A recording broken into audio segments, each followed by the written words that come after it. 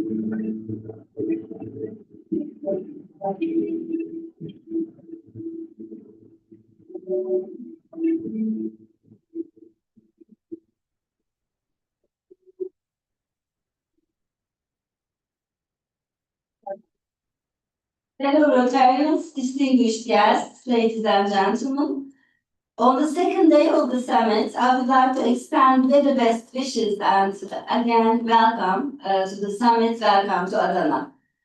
For Rotary Zone 21 Summit, Public Image Summit 2026, polio awareness has been chosen as the theme. The comprehensive summit program centers around polio from various perspectives. Polio can be prevented by vaccines but not curable. Rotary has been working to eradicate polio for more than 45 years, and our goal for ridding the world of this disease is closer than ever. Are we this close ending polio? From a global perspective, where are we now? Please join me in welcoming our distinguished speakers on stage and online. Do we have the online connection? Sorry.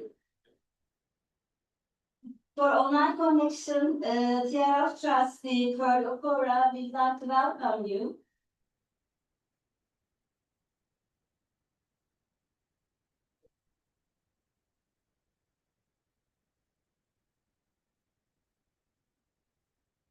Hello, good morning once more. Good morning. Good morning, Syria. Past District Governor, co-convener of the summit, Nikola Vucic, to the stage, please.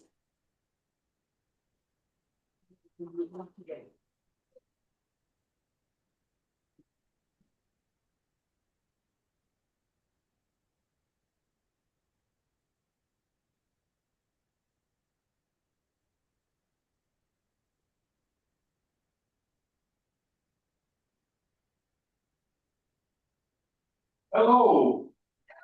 Good morning. Please, let's try something. Let's clap your hands if you are eager to end polio. I think that we are more eager than this.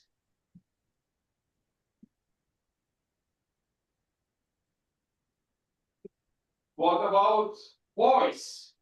Yeah! We are eager! I don't hear you. Yeah! We are eager to end polio. Welcome to our first session this morning. I'm very thankful to my friend Pearl. Her name is beautiful name, but she is even more beautiful person. But the best thing is that she is the most committed Rotarian. So I'm learning a lot from her. And I'm thanking her at this moment because in her country it's 2 hours earlier, so she woke up very early.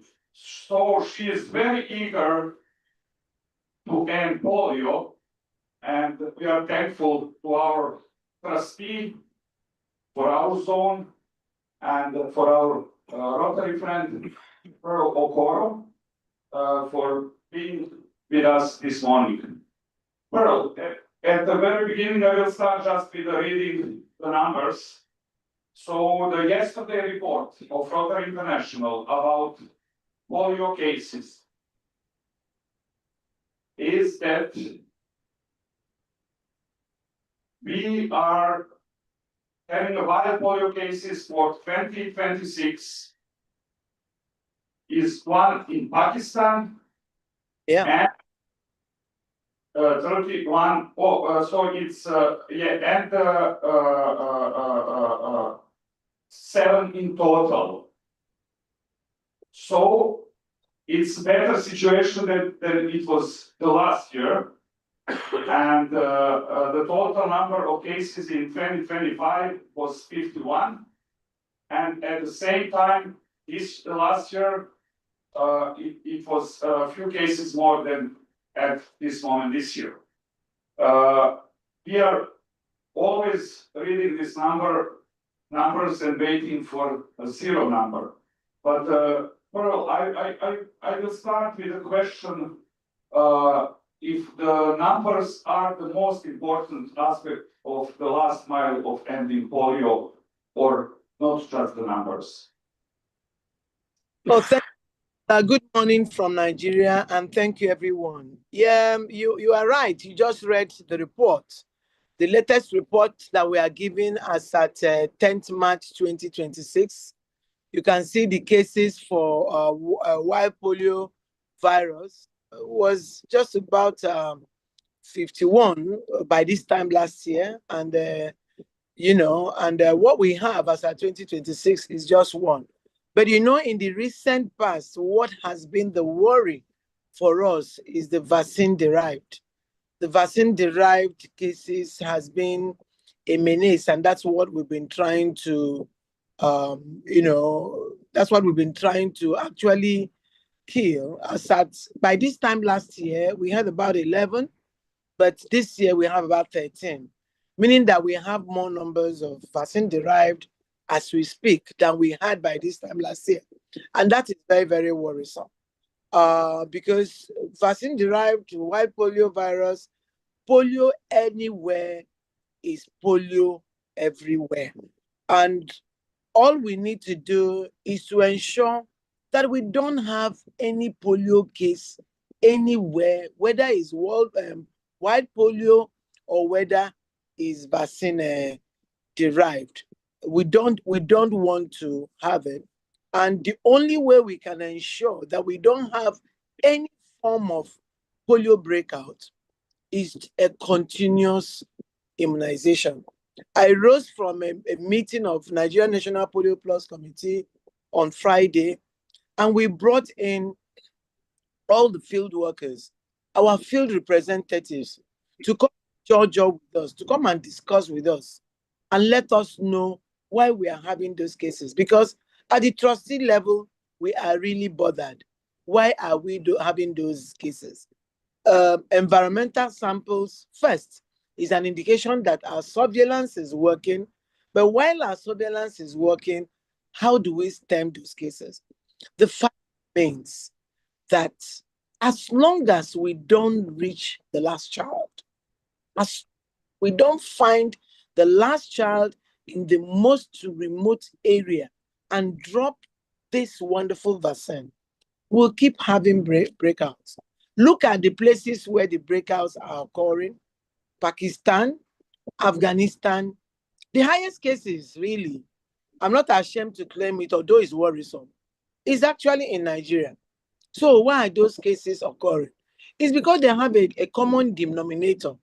They have something in common: terrorism, displacement of families, displacement of children, inability to reach those children at those places where they've been displaced. Then again, religion also plays in. We are having issues with getting people to go deliver those vaccines. Because if you understand some religions in our part of the world, there are places where men are not supposed to enter. So Rotary is doing everything possible to ensure that female vaccinators are trained and protected so that they can go into those homes where men are not allowed to go to drop the last vaccine. Again, you know that displacements bring droughts. It brings lack of food, poor sanitary conditions, and all that. And these are cases. These are situations that actually help these polio cases. So we are bothered about the vaccine-derived breakouts. Are we doing anything to eliminate it? Yes. Do we need Rotary's efforts, Rotarians' efforts to eliminate it? Yes. Are we making efforts? Oh, yes. It's in the front burner of Rotary. The RI president visited Nigeria last month, and he was able to do polio vaccination, and he talked to the press, and his demand was simple: let us continue to do advocacy. Let's continue to raise the advocacy level. Let's ensure that immunization continues in all nooks and crannies, because we've been on this fight too far to retreat. We've been on it since 1985. We've put in billions of money, so much man hours to get to where we are. We reduced it from over 350 countries of the world to where we are now, Nigeria and Afghanistan and Pakistan. But the recent vaccine derived shows that it is still within the systems. I mean, the recent we had vaccine derived showing up in places like, of course, in Africa, Malawi, the recent one in Zambia. That shows that there are still traits of this in our environment. So everyone must be interested that we continue to immunize until we reach the last child. Just explain and show that our summit is, organized in very well way, because we have the goals for this summit. As you mentioned, that's the idea. The public image is not just decoration of Rotary, it's having the purpose, and the purpose is to do the awareness building if we are talking about polio. And we are here to gain some skills and to learn some facts, to be capable to deal with ending polio. So you already stepped into the global perspective of our process. I just want to ask you again to clarify some of the facts and the names that we are using in our reports. So there are wild cases, there are some other type of cases. What's happening in Africa now? Africa is polio-free, but there is some small bursts there. So just can you explain on a global perspective what's happening, and even if you are a polio-free region, what would happen, and just to be aware of all aspects of vaccination and the process itself. Okay, of course, I want to believe that we are all aware that the vaccine derived comes from that's why it's called vaccine derived. It comes from the vaccine. When it's given to a child and it mutates and is passed out as feces. Indeed, the environmental samples come from feces. And like I did mention to you, this is a product of poor sanitation because that's actually what fuels this vaccine derived. But is there a way out? Yes, there is a way out.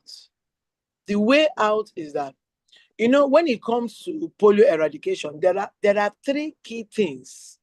Three key things we expect Rotarians to do. We expect Rotarians to create awareness. We expect Rotarians to advocate, and of course, the fundraising. Let me leave the fundraising out of it. Let me talk about creating awareness. I understand, even at the IPPC, we understand that there is what I would call volunteer fatigue. Volunteer fatigue among Rotarians, even volunteer fatigue when it comes to donation. But you see, ask yourself, if you've been in a project for as long as we've been in the polio project since 1985, with so much man hours deployed, with so much money, including those ones that are matched by the Bill Gates Foundation, with some lives lost, with every effort and every concentration on this particular program, we want to retreat? The answer is no. Nobody wants to come this far and want to retreat. So we must, as Rotarians, continue to create awareness. It is not, I don't think it's okay for any part of the world where Rotarians are, where you are not experiencing Rotary, to say, oh, there's no Rotary here. There's no polio here. So we cannot make it a program. I am happy that this summit is actually addressing polio and combining it with public image. Why do I say so? I mentioned it yesterday when I gave a keynote address that our public image is beyond colors. It's beyond the wheel. It's beyond getting our numbers right with colors, placing the wheel, making sure we brand and all that. No. A public image for me is about talking about our legacies. We must find legacies. One of our greatest legacies is ending polio. Polio is going to be the second human disease to be so eliminated after smallpox. So if we are on this fight for real, our public image needs to talk about it all over the world. It's not only in Africa. Yes, you may be having vaccine derived in Africa, but remember, Africans travel a lot. Africans migrate like crazy. There's no part of the world where you go. Indeed, there's a common saying that if you go to any part of the world and you don't find a Nigerian, that means the place is not habitable. That's how nomadic we can get. That's how much we can travel. So if you stay quiet and comfortable in America or in Europe or in Turkey, and you're not talking about polio or its elimination, then a family with a small child travels from Nigeria to Turkey. Pronto, that's the way the thing will drop. So we must hype our awareness creation. We must keep doing summits like this. We must keep having get-togethers with Rotarians to tell them about the risk of reneging, the risk of moving back, the risk of even the donation and volunteer fatigue, the risk of stopping talking about it. It's very, very risky. Nicola, you are aware of the amount of money that Rotary puts into polio eradication. Close your eye for a while. Think about it. What if Rotary decides to turn those monies into other health concerns, hepatitis, HIV/AIDS, gonorrhea, malaria, pneumonia, and all other of those health issues that actually affect? It's going to be enormous because there's a lot of money a lot of money and a lot of efforts. Anytime you see Rotary leaders meeting, even RI presidents when they travel, they can hardly make a statement without talking about polio eradication because a lot of money is involved. So we must continue to talk about it. We must elevate the awareness to the level that every Rotarian understands that this is our most strategic priority. We don't go anywhere until we get it out of the face of the world. It's a promise we've made. We came out boldly to say we are going to eliminate this. So elimination, we must do. For us in this part of the world where immunization has to go on, we need to keep advocating. Advocating requires that we talk to caregivers, we talk to mothers to ensure that children between 0 age and 5 years are immunized. The fact is that polio vaccine does not kill. Leave the theories that they often come up with to actually destruct us. It is just damaging, but it is not real.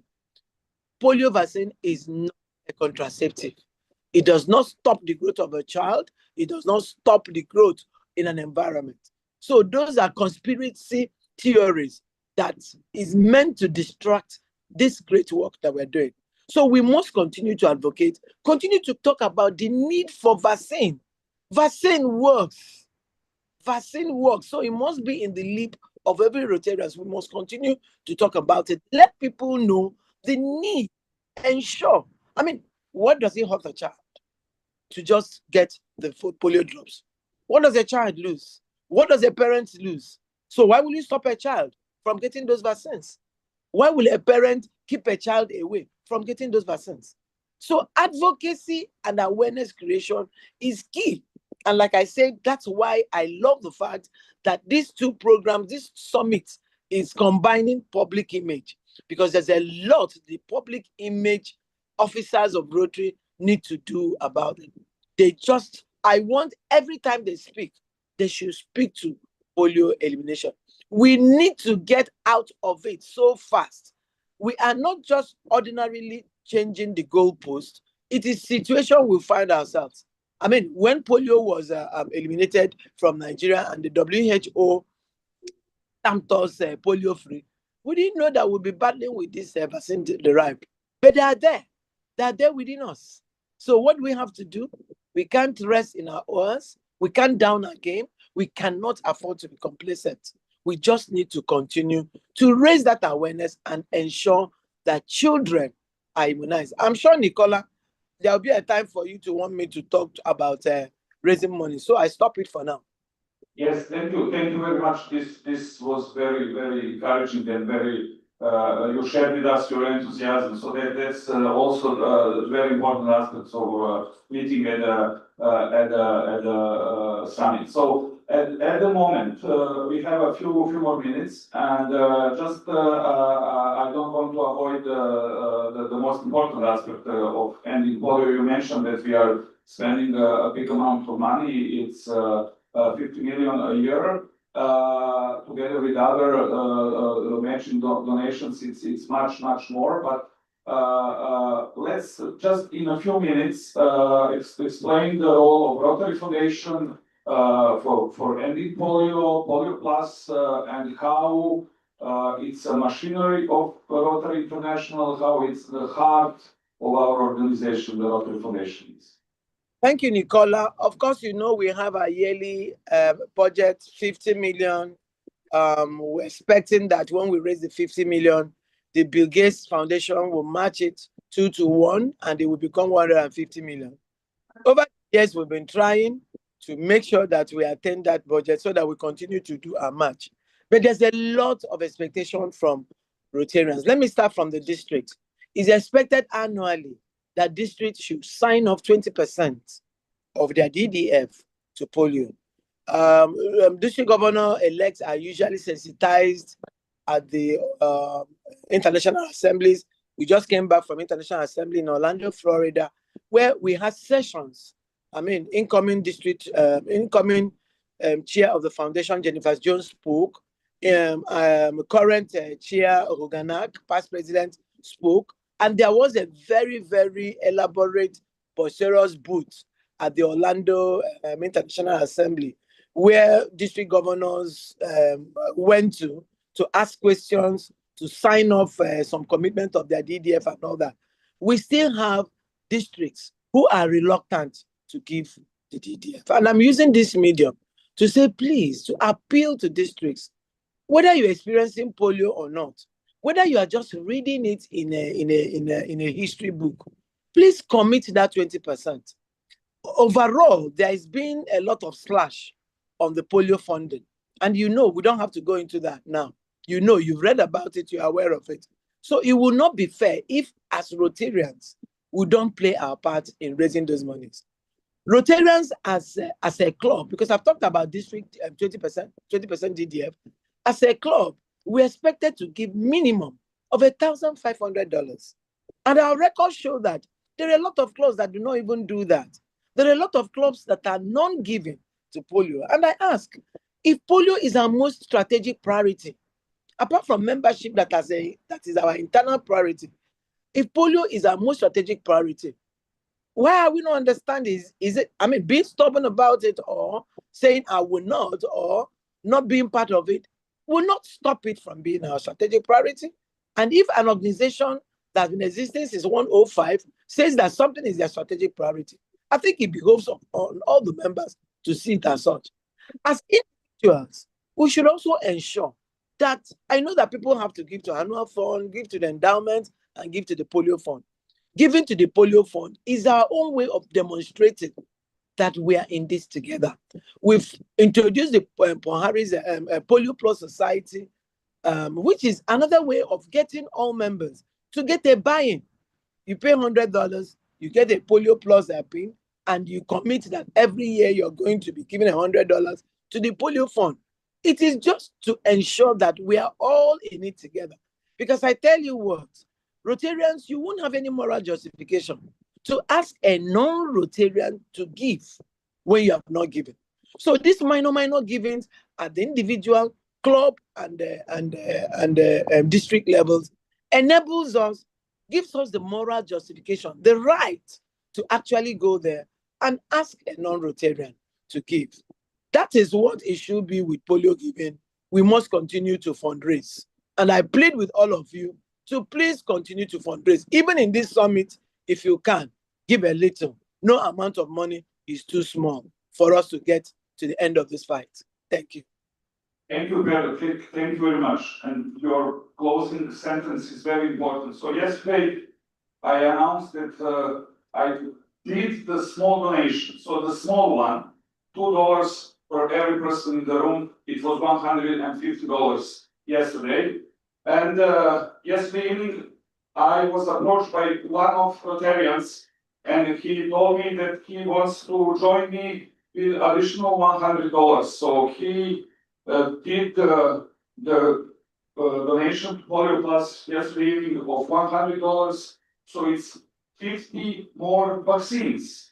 So we are rising the number of vaccines and the number of people that could be safe in the world. Thank you very much for that. And I'm sure that a lot of you are doing the regular donations, and you know, this teddy bear is perhaps more expensive than $2 to be produced. So let's help the kids with teddy bears, but also with Polio Plus teddy bears. So keep in mind that our small givings could make a change. Thank you, Pearl, for this morning session with you. It was like jazz listening to you, and I'm sure that you will encourage us to stay committed to our global goal ending polio. Thank you very much for this first session. You all through the program. Thank you. I'd like to thank the RF trustee, Pearl Okora, and also past district governor, Zone 21, and polio coordinator. Thank you. And for donation to polio, in fact, I have an announcement now. As you may have noticed, we have some flyers on both sides of the summit hall. displayed. They are the products of the polio awareness flyer competition held by District 2440 Polio Committee. Although the competition was ended, it's reopened as part of this event and exclusively for participants of this event. Some of the works are displayed here, as you can see. You can join and evaluate using the form accessible by the QR code on the columns. They are displayed on both sides. This QR code is also found in the foyer area. We'll announce the competition results at our farewell dinner this evening, so we invite you to vote and choose the best flyer from your perspective. You can also donate because the flyers are on sale for €5 each as a polio donation, which is very, very important. And we invite you to join this donation. Thank you. Now we move on to our next panel. The session will bring together again distinguished speakers who share the unique perspectives on Rotary's role, strategy, advocacy, and volunteer power. Please join me in welcoming them to the stage. Our moderator for the session, Past District Governor, Rotary International Region 21, Rotary's Membership Coordinator, Hakan Karalioğlu, and our distinguished panelists, Rotary Regional Foundation Coordinator, Past District Governor Ahmet Sağda, Past District Governor Yusuf Fiskov, District Governor nominee Kemal Atilla, and Past President Rıfkı Başlamıştır.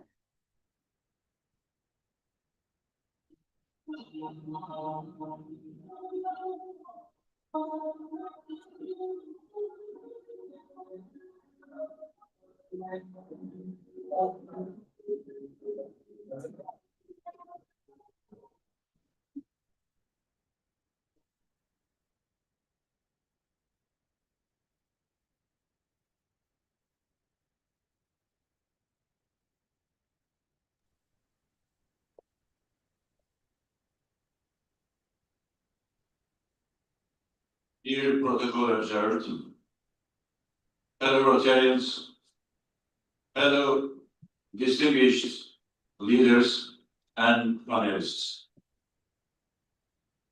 Before I start, I want to thank the ones who organized this summit under the leadership of Altan Hasan and Nikola Bozic, but at the same time in Adana Rotary Club, and also all the members. They welcoming us in here is also a big pleasure for me to be the part of this summit. Thank you very much to all of you for your all efforts. Well, it's very nice to see such a crowd sitting down there to listen to this panel. I'm very happy to be together with you. It's an honor and also a privilege for me to facilitate this panel on Rotary's role, as Tijan mentioned, Rotary's role, strategy, advocacy, and volunteer power. Well, ladies and gentlemen, for more than a century, Rotary has been recognized for its generosity. Just a few minutes ago, Nicola mentioned about this Bölge class, and also its ability to mobilize resources for communities that need. But if you reflect carefully, we realize that Rotary's greatest strength has never been only the funds that we raise. Our real strength mainly lies in something far more powerful: our people. You are our credibility, our leadership, and our collective work. At the same time, our volunteers. That means us. You know, there's a saying that we followed for many years, over the century: service above self. It's our motto. It's our brand. It is written in our offices. It is written also in our houses. But it is written on our hearts. That means we mean that. But today, I want to challenge us. I want to ask to all these distinguished panelists, is service above self enough? Because if you look at the world around us, the political instability, the environmental crisis, the widening gap between those who have and those who have not. We have to do more. We have to do more. Across the world, ladies and gentlemen, fellow Rotarians, distinguished guests, Rotarians are trusted professionals, community leaders, and we are the problem solvers. When Rotary acts, it does not act as a single organization. It acts through a global network of committed volunteers who bring knowledge, influence, integrity to every initiative. Today's challenges we are here. We are also dealing with about health, education, peace, but there are some issues that are more complex than that. They cannot be solved only by money. They require strategy. They require a partnership. They require advocacy and also strong volunteer agreement. Rotary is uniquely positioned in this landscape. We are non-political, but yet highly respected by decision makers. We are local in presence, yet in global reach. And we are volunteers, also we are acting very positively. As you know, this conversation today is so important. This panel is so important. We will explore with these distinguished panelists Rotary's strength in strategic role, how advocacy can apply our impact, and how power of the volunteers can continue to transform. Today, we have some questions that I will ask to the panelists. This will try our opinions. We are here to talk about the future. We are here to talk about impact. We are here to talk about our future's work. Our subject today is Rotary's role, strategy, advocacy, and volunteers' power. If you break them down, there are really few things. Role. Okay, we talk about the role. Why do we exist in 2026 and why we are going to exist in 2027?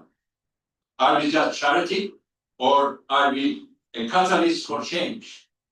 Let's say strategy, what do we understand? Are we being intentional about our future or we just doing what we always done? Advocacy. Are we whispering in the corner or are we using our collective voice, move governments and change policies? And also volunteer power. Now, let's dive in because as far as I see, our distinguished panelists are ready to move about their subjects. Before I start, I want to give some brief information about them. Thank you very much. All of them coming from different parts of the world and being together with us. First, I want to introduce also Dr. Kemal Atilla, DGN. He is founder chairman of the companies from the System Tüp Group, including Adana Sistem Tüp, Atilla Özel Sağlık Hizmetleri. For more than 30 years, he has led these organizations operating in the healthcare and biomedical sectors. He's a member of Adana Rotary Club since 2005. He served as a club president during 22-21 Rotary year. Within Rotary International District 24-30, he served as district secretary responsible for community service in 2022-2023 and has been chair for the Youth Exchange Committee. I remember about his active work in youth exchange committees, very active work, and also gave a lot of services by heart. And he's also a member of Inter-County Committee, ICC Committee, and also he is major judge for the foundation in 2025. Another one of the, I think I don't want to say about one of the youngest, yes, correct, am I correct? Yes, anyway, he didn't want to say because of his politeness. Yes, he graduated Rıfkı, he is Rıfkı Başlamışlar. He graduated from Faculty of Law in Ankara University and later obtained a Master of Laws, LLM degree from the University of Southampton, England. He currently works as attorney at law in his own law office in Adana, Turkey. He became a member of Adana Rotary Club in 2009 and has held various positions within the club over the years. He served as a president 2024-2025. Also, he served on the Youth Exchange, most probably together with him, and also in committee in 2020, and also his scholars. There's another very experienced panelist, Christos Kitsos. He has a PhD degree in statistics from U of Glasgow, worked in private and public sector, and since 1986 up to 2016, was a professor in different ranks of statistics. He is emeritus prof of stat now. He's an author of many books in statistics, in statistical papers in Greek and English. He joined Rotary in 1986. He served as a president 3 times. I believe you like to be the president. Yes, 3 times in different Rotary clubs. As an assistant governor with Maria de Loria, maybe some of us know Maria, in 2017-18 in Army, many times now in grants next year. And Ahmet Sada, he's from Egypt. He is a member of the Rotary Club of Alexandria, Egypt, and former chair of the Ear, Nose, and Throat Department of Alexandria University Hospital. He's Rotarian since 1993. He has served as district governor in 2014 and 15, and has had numerous international roles, and also he is very actively working in Rotary. He including Regional Rotary Foundation Coordinator, Zone 22, Rotary International President Representative, International Assembly, Learning Facilitator, in Consular Legislation, 2023, and also is former postdoctoral fellow at Johns Hopkins University, fellow American College of Surgeons, and fellow of International College. Of course, all these panelists have a lot of very big CVs. If I continue, it will take a long time. Please kindly excuse about my short brief about your CVs. Now, let's dive in now. Well, the system will go the following. I'm going to ask the question, not the question, but the subject, and they will either prefer to answer there, or if they prefer, they will come here. If they come here, I'll take this. That's how we can talk. Okay. Now, first. No, I'm not going to tell that. Okay, okay, it's ready. Now, the first is, I'm going to ask first to Kemal. As you know, Kemal, Rotary is often recognized for the funds we raise and the grants we provide. Would you please tell us how can Rotary be leveraged strategic value in your opinion? Please, this is yours. Good morning, dear Rotarians. Today I would like to provide with some information about Rotary strategic value and finances. I'm aware that many of you already possess significant knowledge of this subject. This will serve as a brief reminder. Dear friends, Rotary International has been transforming the world since 1905, with million members and 46,000 clubs.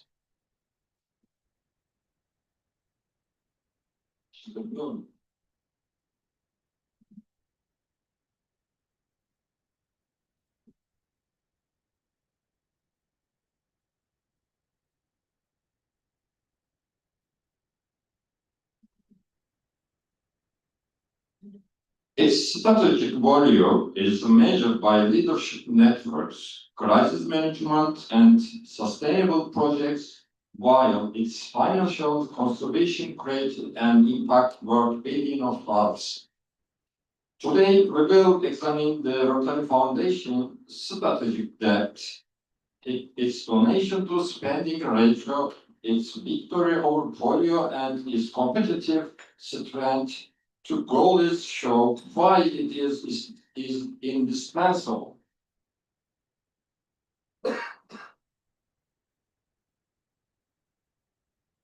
Enhance strategic value. Rotary creates global impact strategically through four main pillars: leadership development, crisis response, sustainable projects, diplomatic network. Clubs build social capital by bringing together business leaders in over 200 countries. They train over 10,000 young managers through RIDA, empowering future generation.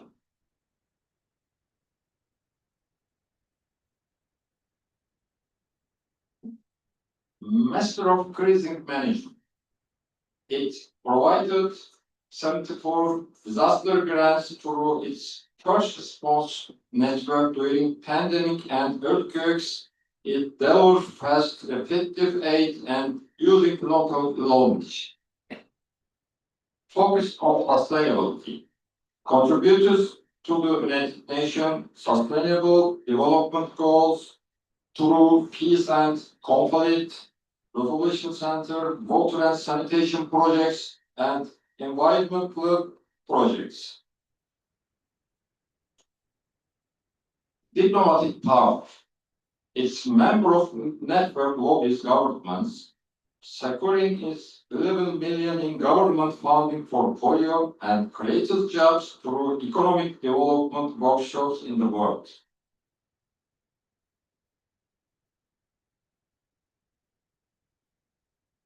Financial contribution and current figures. In 2024-25, the Rotary Foundation raised $570 million US, exceeding its 500 million goals. Its endowment fund reached $2 billion. 92% of expenditure went to projects, 1,424 global grants, 468 district grants, 74 disaster grants.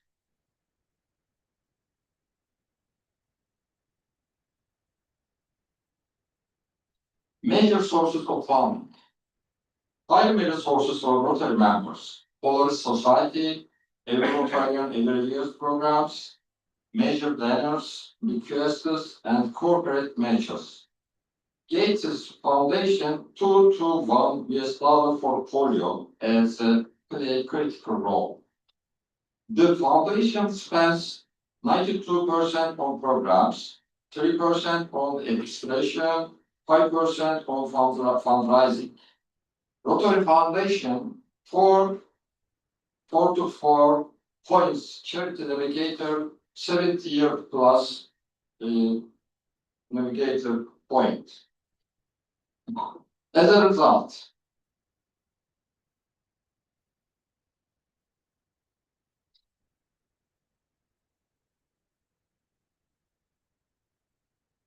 this dual power transformed Rotary from a club into global powers. It builds a bridge from pandemic to climate crisis, from poverty to peace. Your strategic value lies here. Join the Polaris Society, donate and lead. Together, let's eradicate polio 2027. Thank you for the attention.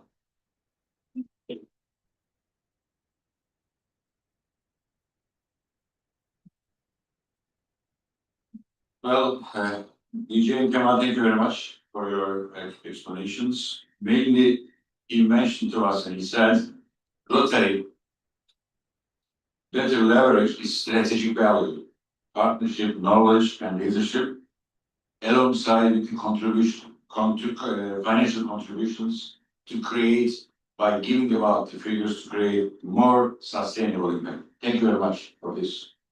Well, now there's also another subject that is advocacy. In today's world, my fellow Rotarians, distinguished guests, complex global changes require more than projects. They require influence, awareness, and policy engagement. Rotary is uniquely positioned because we are non-political yet highly respected communities and governments. My question to you, as an autonomy law, my question is, why is advocacy becoming increasingly important for Rotary, and how can Rotarians responsibly and effectively raise their voice for causes like peace, health, education, and community? By the way, I forgot to say, we have given us some time, and for each panelist, I'm going to talk about 6 to 7 minutes maximum. Thank you very much. Also, Kemal, thank you very much. You had less than your time. Give a chance for us. Thank you.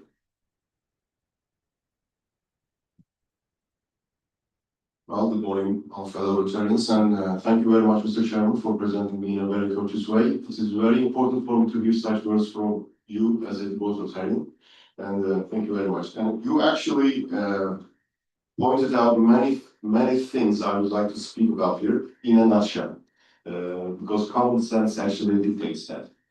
Well, our fellow Rotarians, I would like to talk about why advocacy matters more than ever in Rotary in today's world.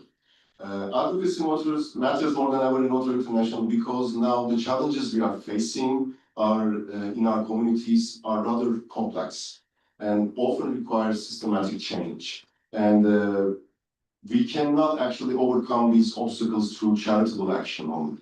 And because Rotary has always been known for dedication to service and service projects, but modern humanitarian problems increasingly require something more, something that would actually ultimately that would have an ultimate effect on the global scale.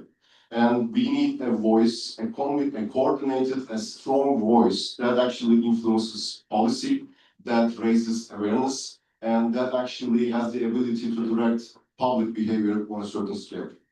When people hear about Rotary International, inevitably they often think about service. And they think of schools being built by Rotarians, about water wells being drilled all around the world, or some contributions and scholarships being given. And this is quite right. And these are all the things that made Rotary what it is today. And this also provides us a great credibility. We have to mention that. For more than a century, Rotary has shown the world that ordinary people working together, and ordinary people that only come together through friendship and with the aim of service, can make a difference, can accomplish extraordinary deeds, and make the seemingly impossible task easy. And today I would like to suggest something important. Service alone is no longer enough for us, because in the world we live today, advocacy matters more than ever. Not because service is less important, but because the problems we are trying to solve became bigger, more complex, and more interconnected than ever before. In other words, service helps people today, but advocacy helps change system for tomorrow. And that's what we should be after. The world has changed. The challenges facing our communities today are not isolated problems. They are systematic problems we see every day on a global scale. And access to clean water, quality education, public health, peace building, environmental protection, these are issues that affect entire societies. A Rotary Club can build a water well, and that's a wonderful thing. And that's what we try to do every year. And if the water policy in that specific region is flawed, and the region and the remaining system remains unsolved, the thousands of other villages will continue to suffer more. The Rotary Club can support a health clinic, but the healthcare system in that specific region is flawed and doesn't work well. Millions will still lack basic healthcare. This is where advocacy becomes essential, because service helps individuals, but advocacy changes systems. And when systems change, the impact becomes exponentially larger. If we continue our efforts, our own coordinated individual service projects, that inevitably will not suffice to overcome the problems we are facing in today's world. And inevitably, we may find ourselves overwhelmed by the difficulties we are facing, and we may lose our motivation in that sense. We may feel like an airplane going into a stall midair, which would inevitably crash. So we need to keep our motivation high, and in that regard, we need to create an impact which is even greater. And as a matter of fact, we already know the power of advocacy, because we have proven the world that advocacy can change the world. And perhaps the greatest example of this is the Rotary's leadership in eradication of polio on a global scale.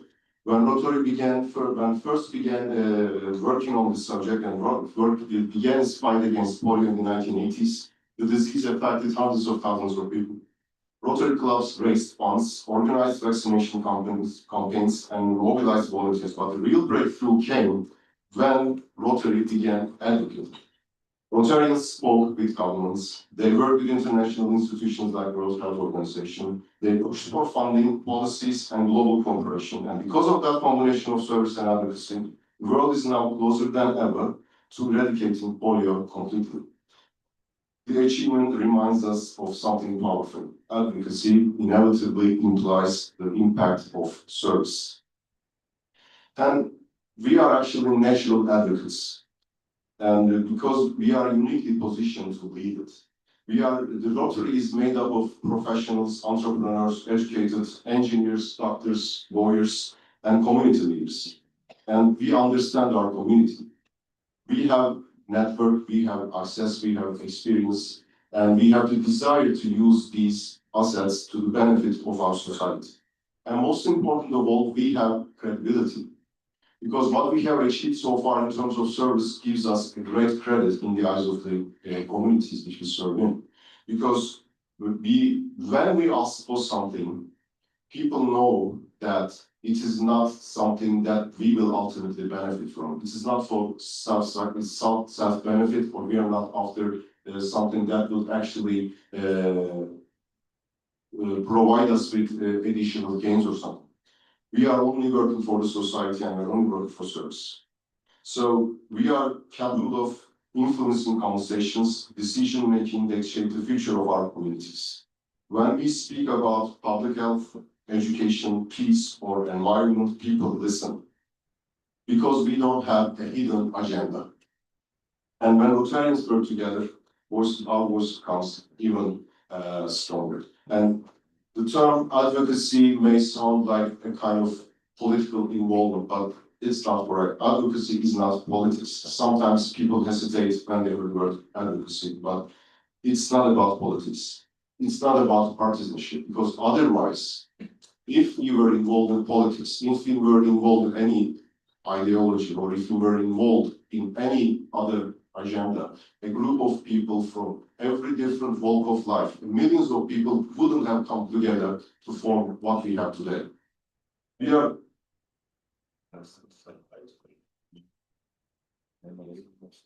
Yes, of course. So advocacy is not about politics, but it's about encouraging leaders to invest in peace, sustainability, and opportunity. So it is just an extended version of our mission, service about self. And the future of Rotary, I believe, lies in advocacy. We need to keep service, which directly improves lives. Second, we need to create new partnerships. And thirdly, we need to work for advocacy more than ever. I mean, just imagine a water project that not only provides clean water to one community, but also helps to influence regional policies. And I would like to conclude my words by saying that for more than 100 years, Rotary has shown the world that service can achieve, but today the world needs Rotary to do something even greater. It needs Rotary not only to serve, but also to speak, to advocate, to inspire action at every level of society, because when service and advocacy work together, the impact becomes extraordinary. And that is how Rotary will continue to make a difference, not just for individual communities, but for the future of the world. Well, thank you, Mr. Chairman. Given the amount of time, this is all I would spend, let's say, advocacy in a nutshell. Thank you very much.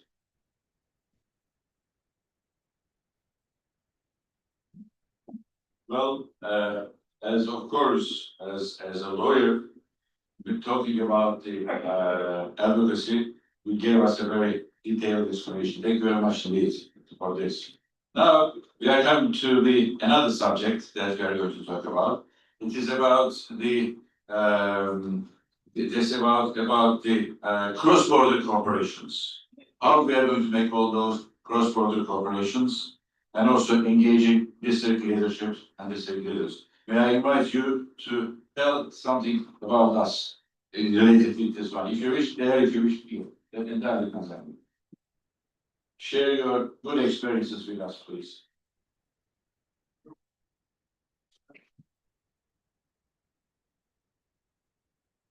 Dear Rotarians, the Rotarian family is very big and is getting bigger.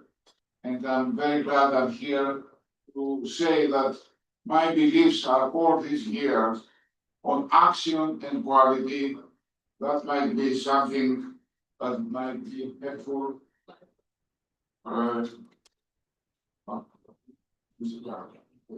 So that's why most of the presentations that they gave during all these centuries has to do with action.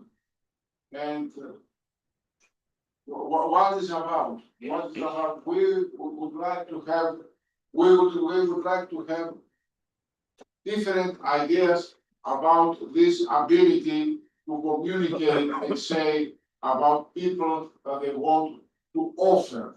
And we are doing through quality that you can see here.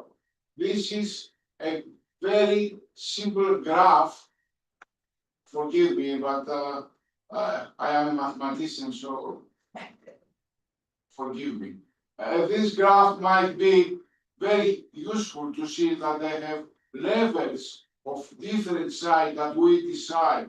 We decide to move to a better level and getting more knowledge. And I believe, for instance, that this summit here was at a high level of quality. And we have to keep this quality level in all of our actions.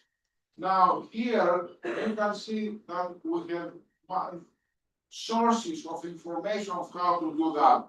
You know that perhaps better than me, but still don't forget that we have a manual to follow. Now, somebody already said that we have 1 century history at least, that we try different subjects. Polio is one of them. Different techniques, different ideas, but the target remains the same. So, although we try to improve, the improvement depends on time. Sometimes we accelerate, and we need to accelerate to different areas that it was not easy to go some years earlier. So we were all keeping learning the center and keeping to improve our knowledge. That might be interesting.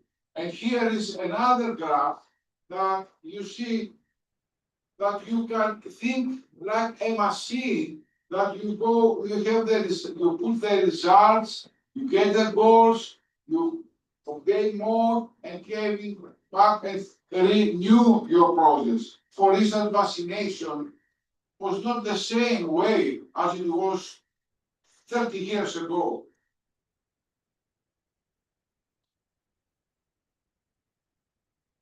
And here is one of the last.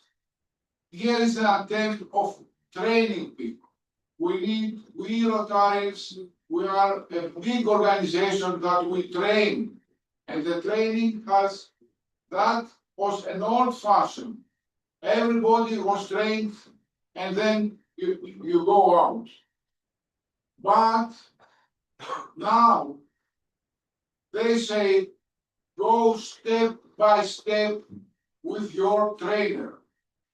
You learn something, you go to apply with somebody that knows, so you go to promote And then when you feel that they are free, you go up to the society.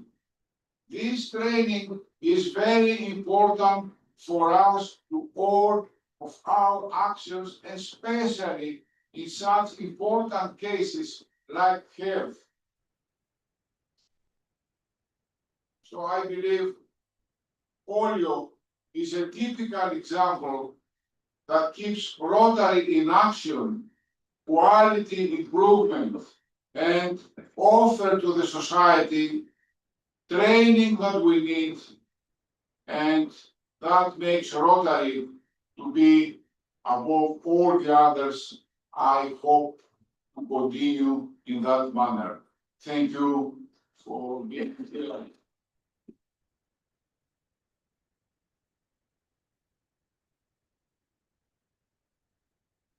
Well, Christoph, thank you very much.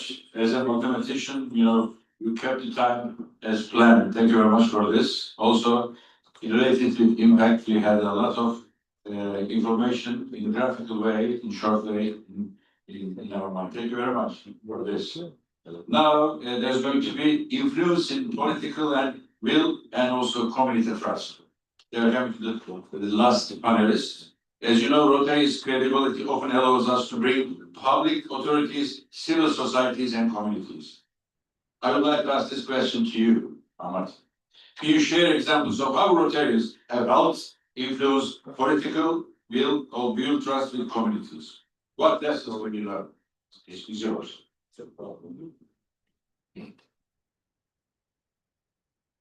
Thank you, Mr. Chairman.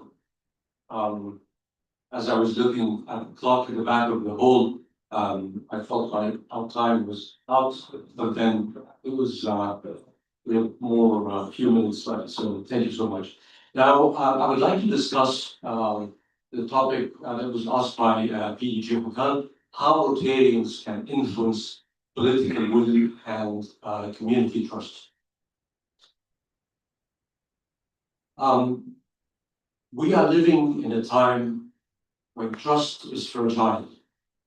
Institutions are questioned and leadership is scrutinized.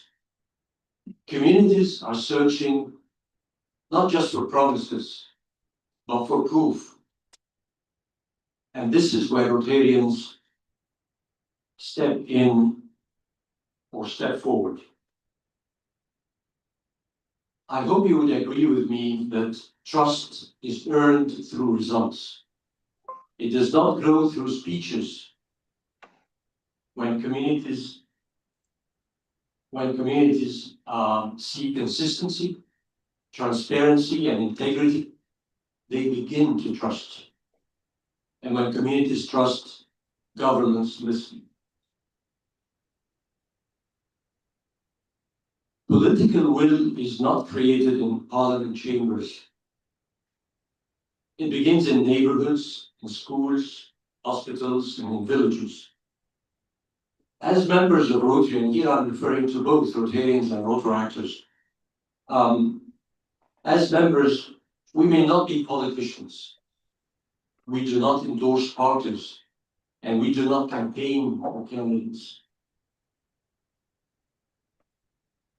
Yet we influence political will every single day. How we do that? We don't do that through power, and definitely not through position, but we do that through our principles and core values. I came to a rather personal conclusion that integrity generates credibility, and credibility generates influence, and influence generates political will. I'm going to share with you just one example. I wish I had more time, but I selected one example to demonstrate how Rotarians can influence political will and community trust. And that example, obviously, is Poly Plus, our signature project. For more than 40 years, Rotary has been the driving force in the effort to end polio worldwide. Alongside our partners in the global polio eradication initiative, we have achieved a 99.9% reduction in polio cases. And we all know the figures, the statistics, and the history and everything. And then again, billions of dollars have been spent and countless hours, volunteer hours, have been put into this project.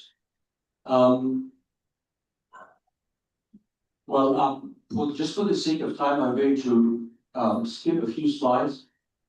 Just wanted to mention that the real word is, or the correct name is poliomyelitis. The name polio is just a short or a nickname for poliomyelitis, and this disease affects the central nervous system, and it targets, unfortunately, it targets the lower limbs, ending in paralysis of the lower limbs.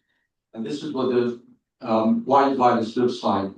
We all know this information, but the one thing that many of us do not know or are not aware of is that this virus can also affect the respiratory muscles. And in cases like this, we used to put the patient in what we call an iron lung machine. Can you believe the quality of life of such a child to live the rest of his life in a cylinder, which is the iron lung machine? This shows you how devastating this disease is or was. We don't see patients like this anymore. This is an old picture of a hospital ward taking care of patients with poliovirus affecting their respiratory system. Thanks to Rotary and to our partners, we don't see this anymore. And for those of you who attend conventions, Rotary International conventions, you will see that they always display one of those iron lung machines at the House of Friendship.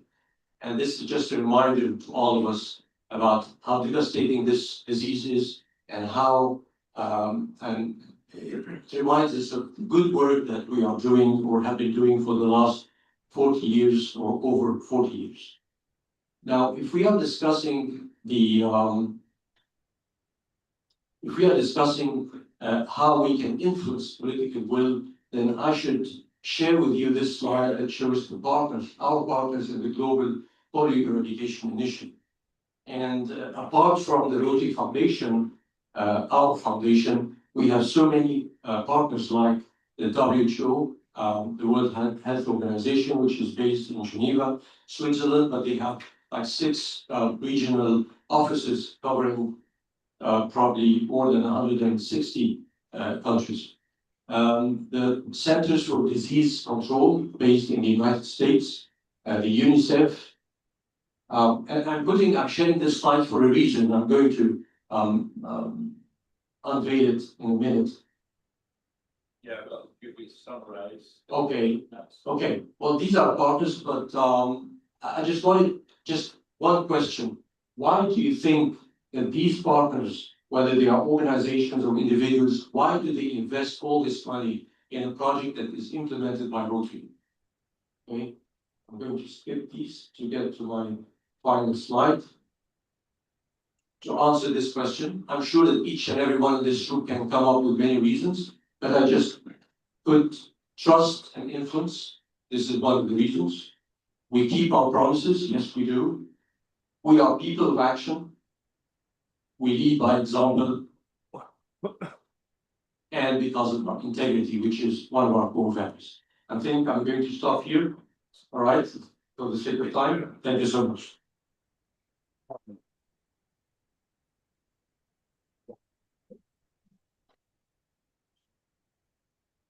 Well, we are coming to the end of our panel. Thank you very much, all our distinguished panelists, also your time sharing with us.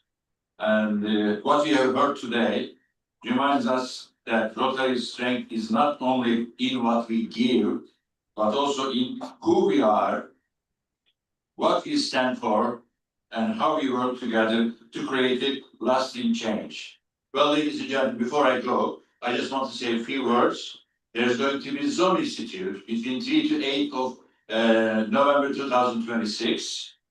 Now, PDG Gülperi and also Institute Secretary Bekir in the afternoon are going to give you some kind of information. You're more than welcome, as we are trying to do as good as this one. You know, I appreciate to the ones who organized this, again, under the leadership of Altan Aslan and also under the leadership of Nikola Bozic, and also all the team that involved, giving us a chance to stay here and to address to you. Thank you very much indeed, on behalf of all our panelists.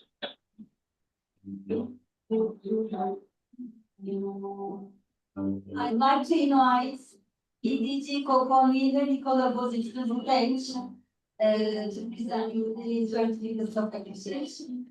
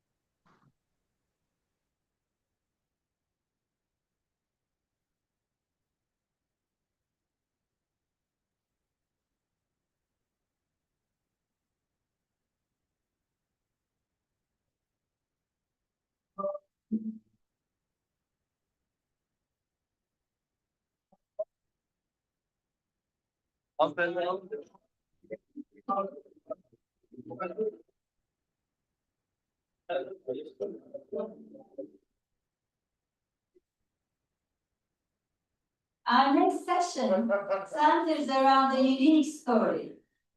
We believe you all will be highly inspired by this journey, a motivational story of a brilliant young woman. We'll get to know Mrs. Kübra Deniz Keskin, a rally driver, and her inspiring story that leads her to team and polio nominee.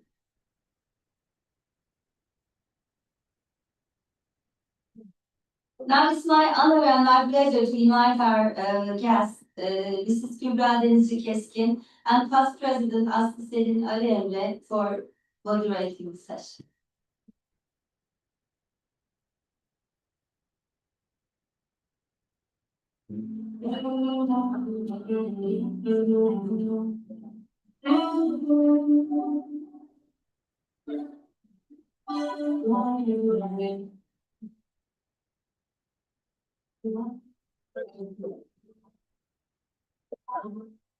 Good morning. Today is a very special moment for all of us. We are here not only to celebrate an inspiring driver, but also to welcome a new voice to the global fight against polio. Today we are proud to see Kübra Deniz Keskin joining this important global mission. I would like to briefly share how this journey started. The process actually started with a conversation. Rotary Public Image Coordinator Altan Arslan contacted past District Governor Serhan Antalyalı and asked if he could recommend someone from Turkey who could represent the team and polio mission on a global platform. Past District Governor Serhan Antalyalı think one name, Kübra Deniz Keskin. After this recommendation, we shared Kübra's story, her biography, and a video about her journey. Of course, this was not a quick or simple process. There were many emails, discussions, and evaluation along the way. Becoming a team and polio member requires careful consideration because the person selected represents an important global mission. Kübra's story is inspiring.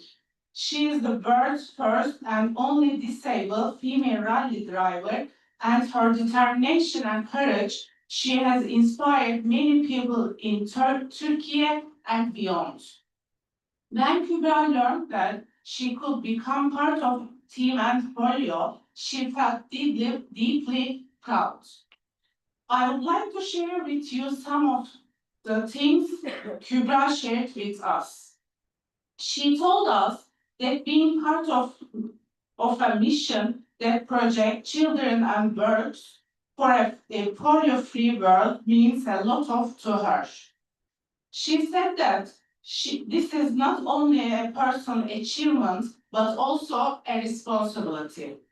She also shared that she hopes to use her voice and her story to raise awareness and inspire more people.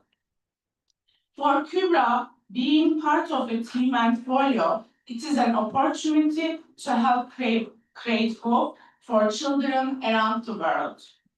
Before we continue, I also like to thank everyone who supported this process helped make this possible.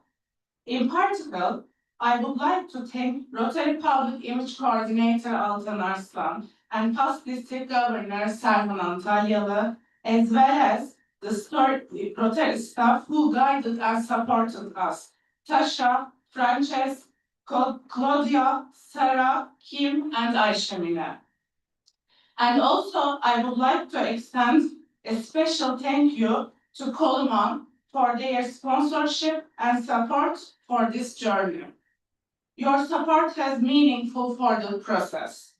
Let's watch Kübra's story about her journey.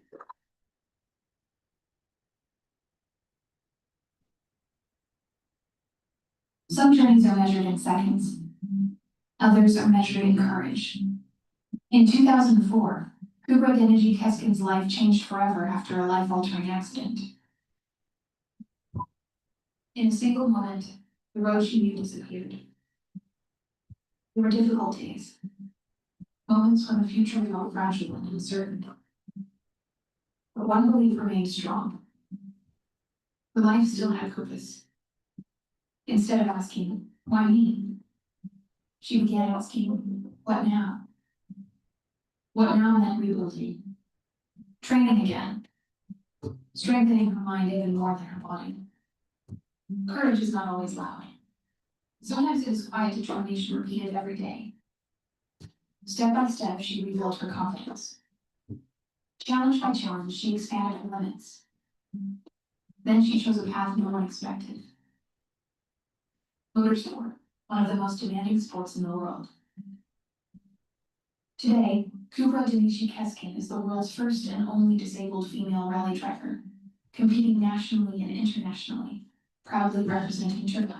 Inside the rally car, everything becomes precise. The sound of the engine, the grip of the steering wheel, the rhythm between driver and co-driver. But racing has never been only about speed. It is about proving that strength is not the absence of obstacles. It is the decision to move forward despite them. Every race is a message. Every finish line is a statement. She races for visibility, for inclusion, for young girls and individuals with disabilities who need to see what is possible. Now her journey moves beyond the racetrack. Kubra Denizci Keskin has been selected to join Team End Polio, standing alongside Rotary International in the global mission to eradicate polio. For her, this mission is deeply meaningful. Polio is a preventable disease, yet it still threatens children in parts of the world. As someone who understands physical challenges, Kubra believes no child should face a limitation the world has the power to prevent. For decades, Rotary and its global partners have reduced polio cases by more than 99.9%. But until polio is gone everywhere, the mission continues. Through her voice and global platform, Kubra will advocate for vaccination, awareness, and solidarity. She represents resilience. She represents possibility. She is racing toward a world where no child is limited by a preventable disease. And now, we proudly move to the Team End Polio member ceremony.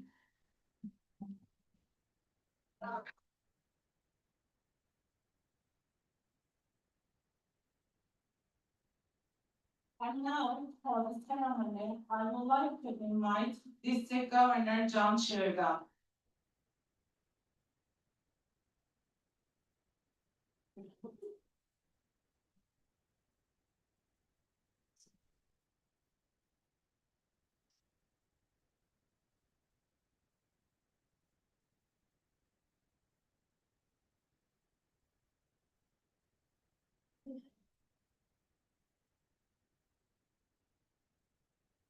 I would like to invite Bahattin Uzunadalı and Rotarian Şahver Uzunadalı from Koluma.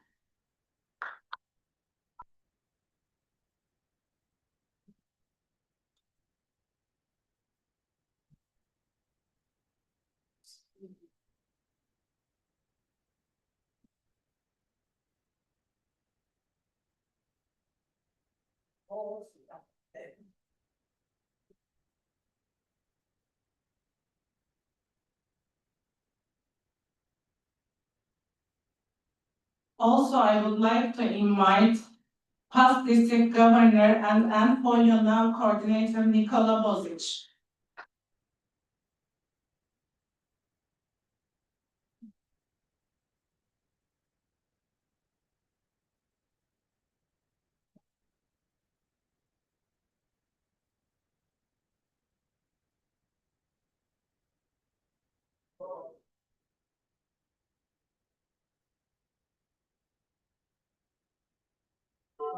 And I would like to invite past district governor and Rotary Public Image coordinator Altan Arslan.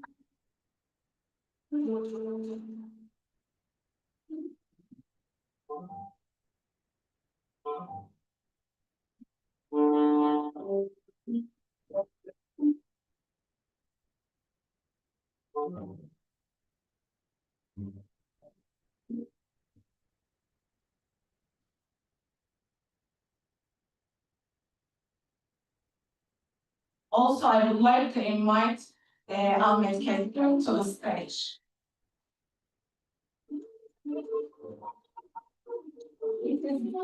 It is our great honor to officially welcome Kübra Deniz Keskin as a member of Team and Folio. Thank you very much.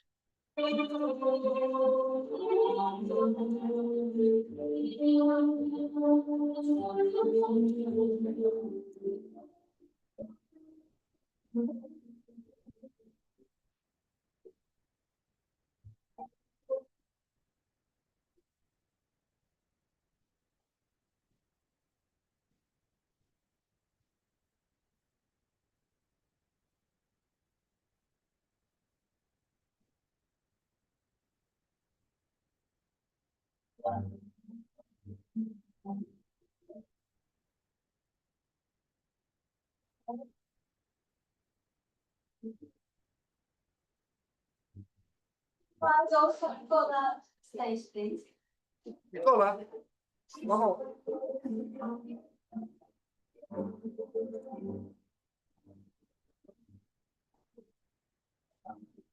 And as the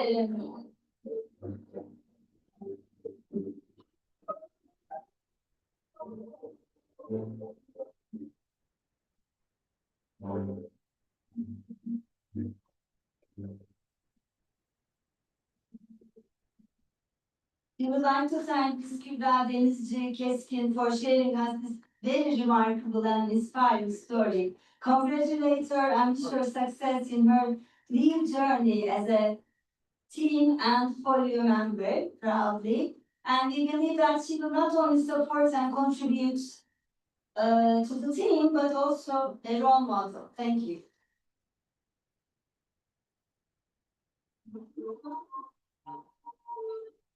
We will have a short break for 10 minutes, a fellowship break to connect and refresh.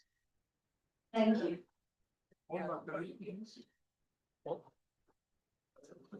For 10 minutes.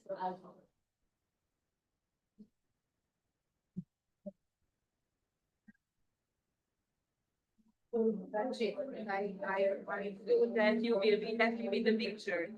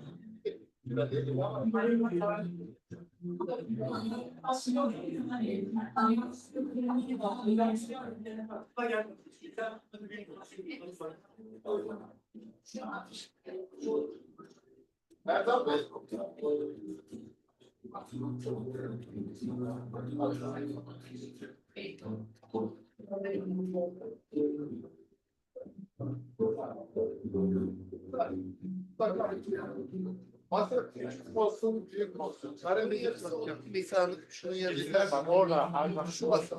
Kareye git.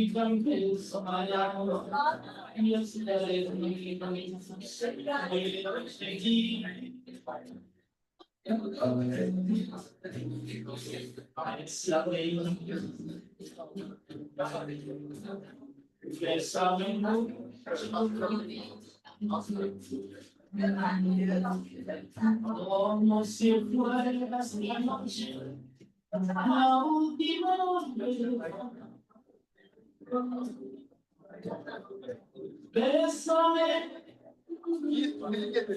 Yiğit, zili. Zil nerede? Zil nerede? Sağlıklı bakın geliyor. Zili çal lütfen, içeri al herkesi. Tamam, getiriyorum. Aslı sen de servis.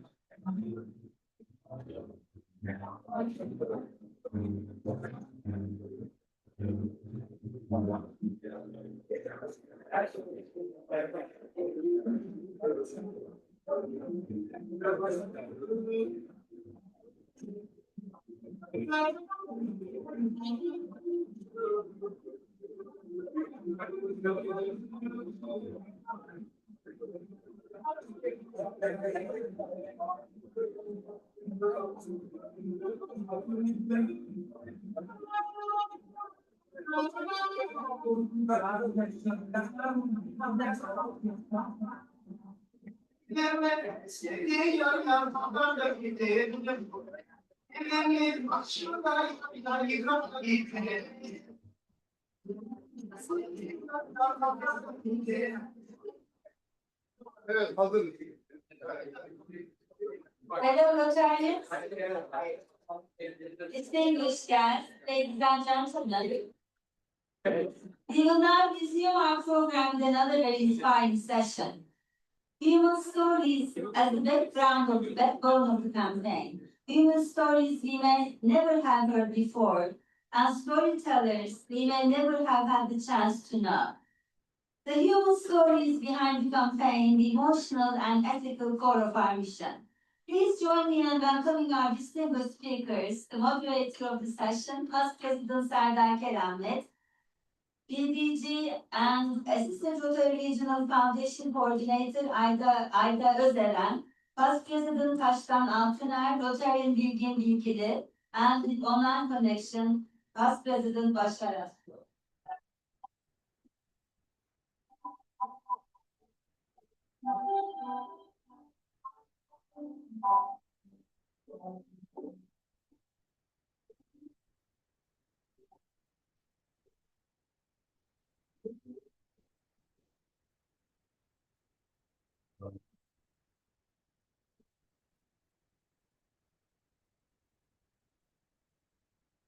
Good morning.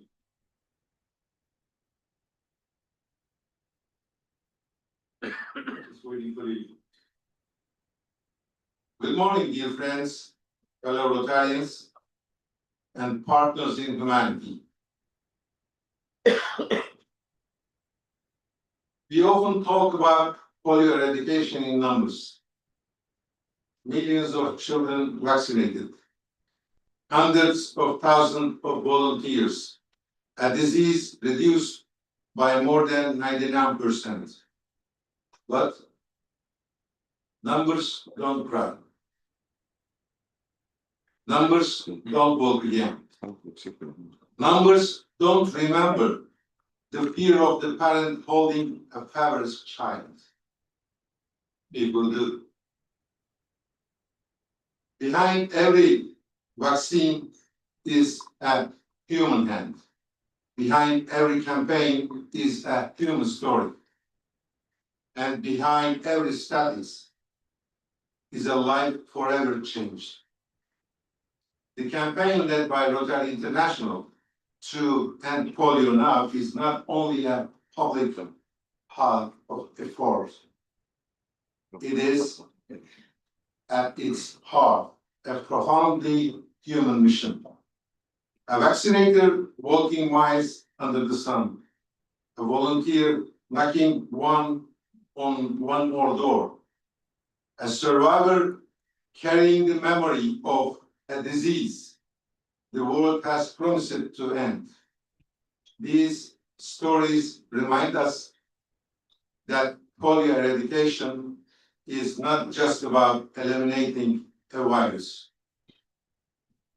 It's about protecting dignity, it's about honoring courage, and it's about keeping a promise to every child on this planet. Today's panel, Human Stories Behind the Campaign. The emotional and ethical core of our mission invites us to look beyond strategy and statistics. Because in the end, what sustains a global movement for decades is not funding, not logistics, not even technology. It is human conviction. Conviction that no child anywhere in the world should suffer from a preventable disease. And the stories you will hear today are living proof of that conviction. Let me briefly introduce the remarkable voices who will share these human stories with us. First, Past District Governor Ayda Özeren, who will take us to the front lines of the campaign, to stories from the field.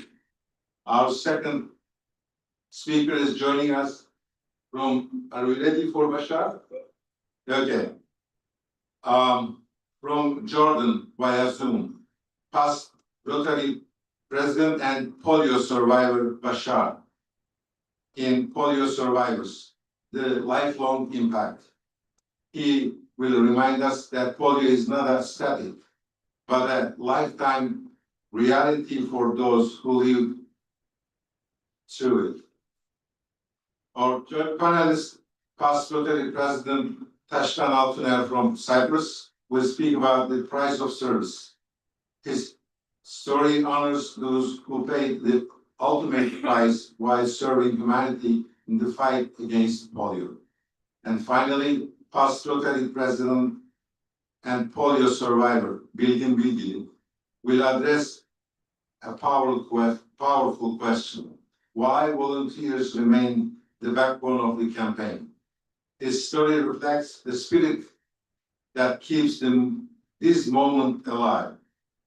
4 powerful voices, 4 human stories, 1 shared mission, a world free of polio. Dear Ayda Özeren, she will talk about the stories from the field. On the front lines of polio campaign, vaccinators and community leaders often face fear, misinformation, and sometimes even hostility. Can you share a moment from the field when human trust made the difference between resistance and acceptance? Ayda, you want to talk from here? Okay. Good morning. Good morning. What a nice morning this morning to meet with Kübra and Bilgin. And Bashar is online, I guess. Hello, Bashar. Are you with us? And he's one of the legends of I'm Rotary. definitely with you. Yes, you are. Let me take you to a story. But first, I want you to close your eyes and just go to your childhood, please. Close your eyes. Don't be afraid. Just think, because you can't understand or you can't remember how in 1 year old with your feelings, but try to be one of the children of your remembrance. Imagine that you are only 1 year old. You cannot yet name the world around you. You are just beginning to learn how to run, how to jump, how to feel the ground beneath your feet. And then, suddenly, a virus enters your body, silent, invisible, merciless. It takes something from you that you never had the chance to know you had. That is polio. That is what polio did to Nurşen. She is Nurşen, just like Kübra, one of the legends who survived polio. You can open your eyes by the way. I met Nurşen in one of our rallies, which I organized when I was a president of my club in 2017. The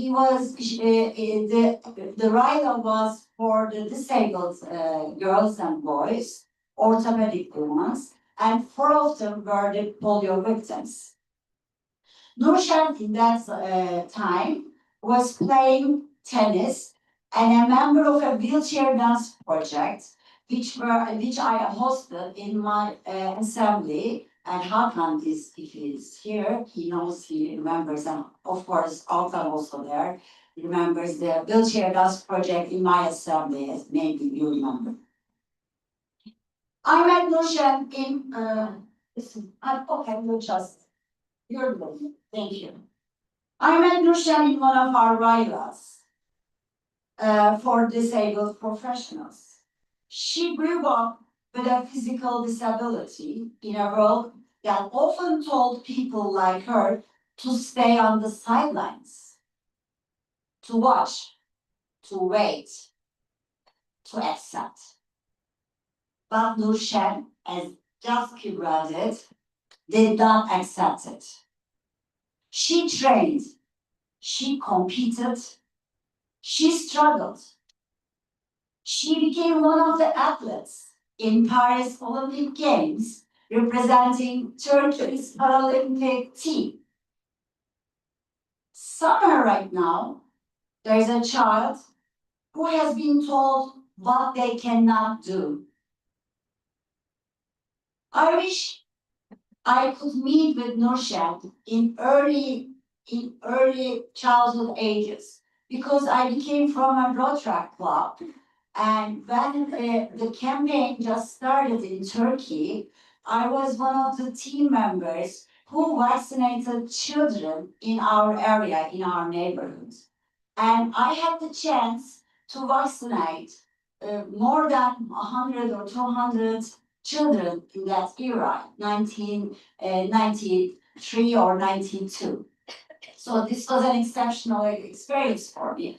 But I wish I could just touch Nurşen when she's a child, so that I could prevent her from her disease or from her polio victim. So, if polio is anywhere, it means it is everywhere. So we have to struggle to the last mile that we just erase it forever. Thank you for listening.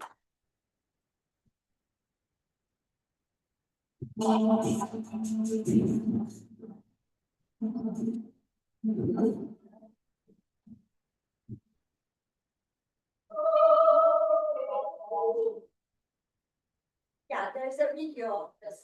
Okay, just go ahead, go ahead. Kardeşiz. Ben ikincisiyim. Annem ev hanımı, babam şoför. Sağlıklı bir birey olarak dünyaya geldim. Fakat 9 aylıkken geçirmiş olduğum çocuk felci nedeniyle sağ bacağımı kullanamıyorum. Değnekler yardımıyla hayatım devam ediyor.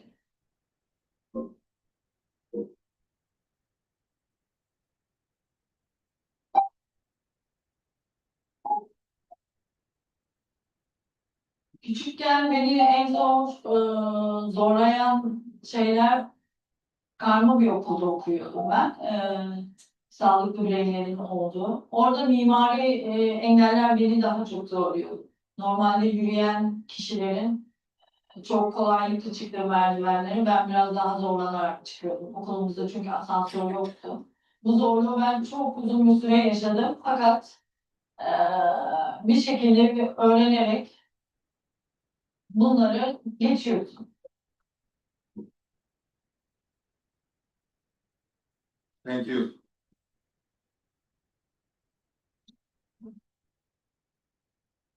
Now we have another hero. We will connect him via Zoom. Cengiz, is he ready? Can you hear me, Bashar? Here, thank you. Sabah al-khair. صباح الخير. Good morning. مرحبا. Good morning. كيف الصحة؟ إن شاء الله. كيف الأحوال؟ الحمد لله. أمان. Thank you very much. الحمد لله. Okay. Bashar, lifelong impact as a polio survivor and Rotarian. You carry both personal experience and humanitarian commitment.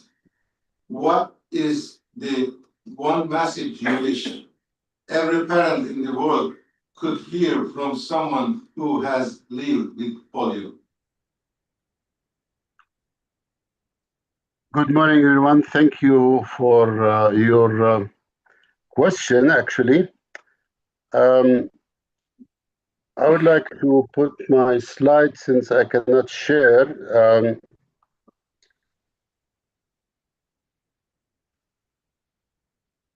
Since we are all now in Adana, a city for bold flavors and strong character. I promise you, I will be like Adana kebab, direct, little spicy, but worth it. Most organizations would have quit the polio fight years ago, but Rotary stayed so long that polio itself probably said, okay, okay, I get it. They are not leaving. It was an idea that was born in Dubrovnik in the Rotary Institute. Then the pandemic had it in the freezer for a while. Then the Limassol Institute gave it some life. It's a very bold idea outside of the box, because when we talk about fundraising and impact, many people immediately think about events, dinners, or campaigns. But sometimes impact begins with something bigger, an idea that goes beyond clubs, beyond districts, and beyond borders. Just like a few days ago, Rotary has no borders, said by past district governor Aida. Yes, Rotary has no borders. This sentence, I think, will stay with me, and it was the origin of the idea, my journey in polio. If Rotary has no borders, then our project should not stop at a district line. The journey was really outstanding, with over 12,000 kilometers, 17 countries, more than 255 hours of driving, and 48 meetings, Rotary meetings, in 31 districts, and it was a 1 year or more for preparation. The preparation was done by real professionals, polio coordinators. The maestro was Lorenzo's, Bernard, Daniel, and Herbert. I would like to mention that my journey to end polio was really outstanding. First of all, it was sponsored by Volkswagen family in Salzburg. They branded a nice VW bus carrying the End Polio Now message across highways of Europe and Asia. Tens of thousands of people saw that Rotary brand. Not only the Rotary brand, also the End Polio brand, and also the World Polio Day, 24th of October. So this brand stood in many countries through many highways. People took pictures. People shared pictures online. I met Rotarians across the road from all over the world. I can remember from Ireland, from England, and from United States. Rotarians from some areas came along, like they did in Bulgaria and in Turkey. They were meeting me along the highway. The most powerful message, showing up again and again with the same mission. It was the same mission all over the time. And it was really a nice public image for Rotary, for this brand, to go through the streets of Ankara. It was really amazing with the motorcade that they have prepared. The challenges was really difficult. Well, first of all, my health. I had a hernia of 1.5 centimeters. After I finished the journey, it was 4.5 centimeters.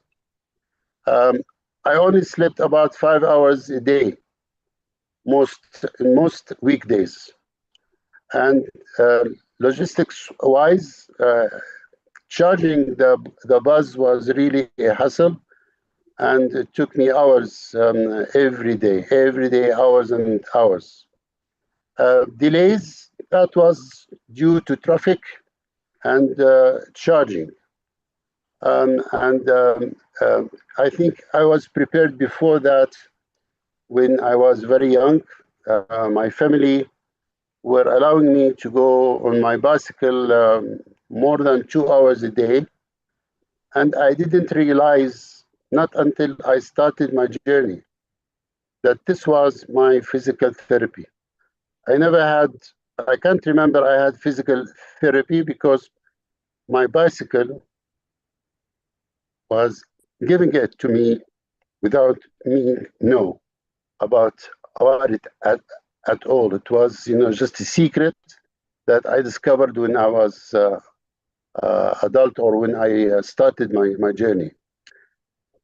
You see here, this is a nice graph of the journey that I did.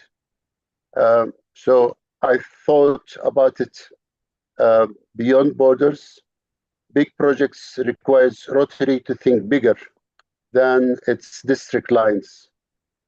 And single mission carried persistently creates awareness at scale.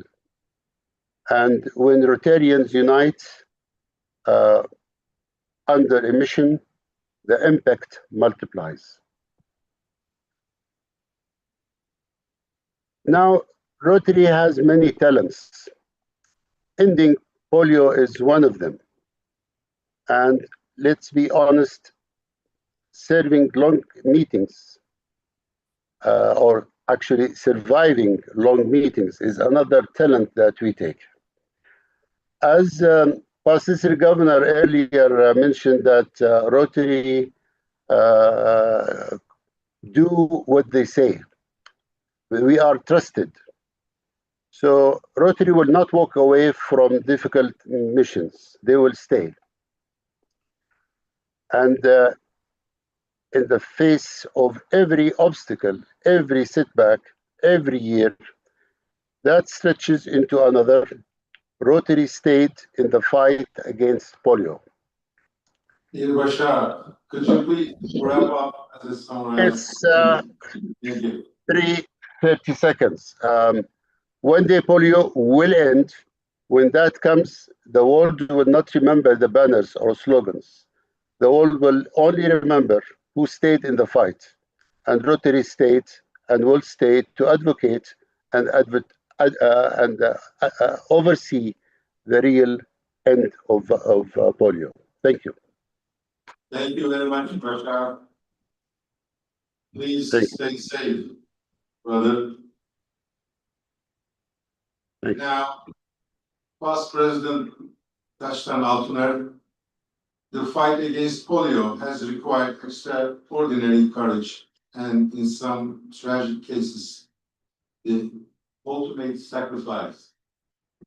How should we as Rotarians honor the memory of those who lost their lives while serving this mission? The floor is yours, please. Mike's not working.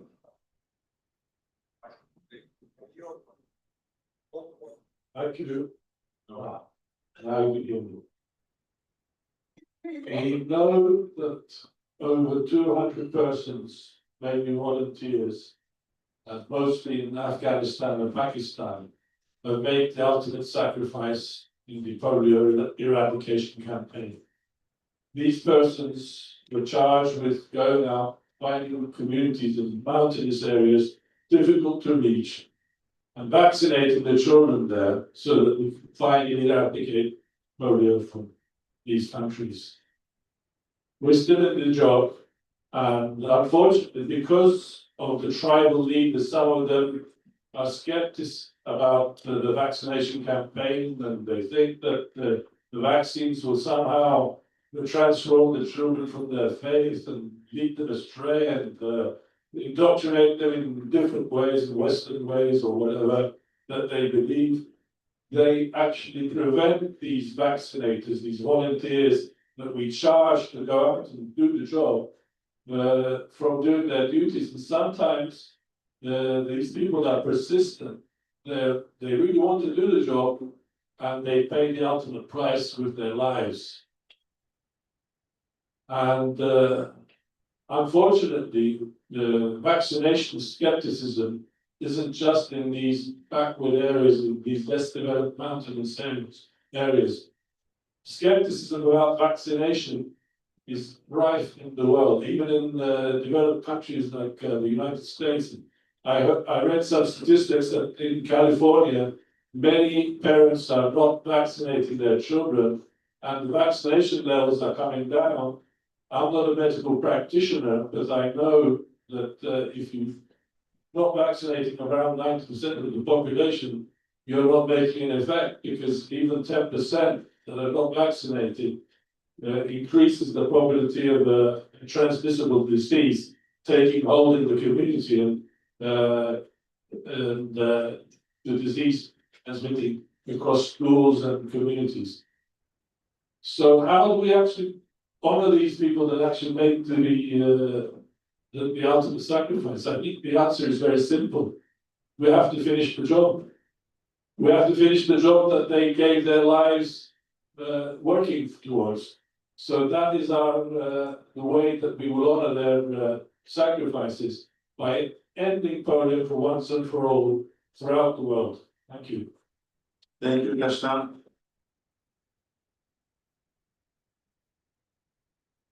And another Rotarian from Antalya is a polio survivor. Dear Bilgin, after decades of work, what continues to motivate volunteers to remain committed to the polio eradication effort? And what does this tell us about the power of volunteerism in global humanitarian action? Hello, my name is Bilgin. I'm a bookworm. I read a lot in everything. Once I read a Blue Bölge's screenplay, writing books, and in one of them, author was saying, tell stories to the people. It will attract their attention much better. Well, here's a story from a while ago. There was a dreadfully jealous man about his beautiful wife. So he didn't let her go out for their baby's polio vaccination. 1 in a million. Guess what happened? Baby got polio at his very first birthday. He couldn't walk. This just created a family disaster, almost from the beginning of their marriage. Man, in fact, had a tendency for drinking. However, he was now attributing to bad fortune they have, and always saying, I'm drinking because of our fate. The woman was responding, no, you're drinking for your own. Perhaps he was blaming himself deep down in mind for not allowing his wife for vaccination. Anyway, debates continued for years and years. For how many years? Well, for decades. And in front of our polio victim board. Terrible thing. You remember the movie Silence of the Lambs? Some events diffuse deep down in our minds. Mother's whole family was involved in dentistry. They were dentists and dental technicians for decades. In years, our polio boy became very successful at school and seems having the chance to enter a good university. Father was telling our keen dentistry candidate not to be a dentist, but to study medicine because of his physical handicap. He was knowing that dentistry requires strong body health. In fact, Father was a good guy and advocating for the truth. But again, do you remember Clarice in Silence of the Lambs? Some events deep down in our minds drive us through years. Our boy made his choice. His motive was being along mother's side. So he became a dentist. And retired. His name was Bilgin. It's me. Wait, I told you, I'm a bookworm. In another group of books, well, I read books group by group, kind of chapters. Your last 1 minute. We have to keep the time. I know that you have a great story, but we have to be respectful to others. Okay, go ahead, please. I read and learned from theoretical physics books that there are two main physics ruling our cosmos. And furthermore, these two, Newton's and quantum mechanics, are in conflict. Things seem governed by Newton's physics when you look at them by your naked eyes in daily scale.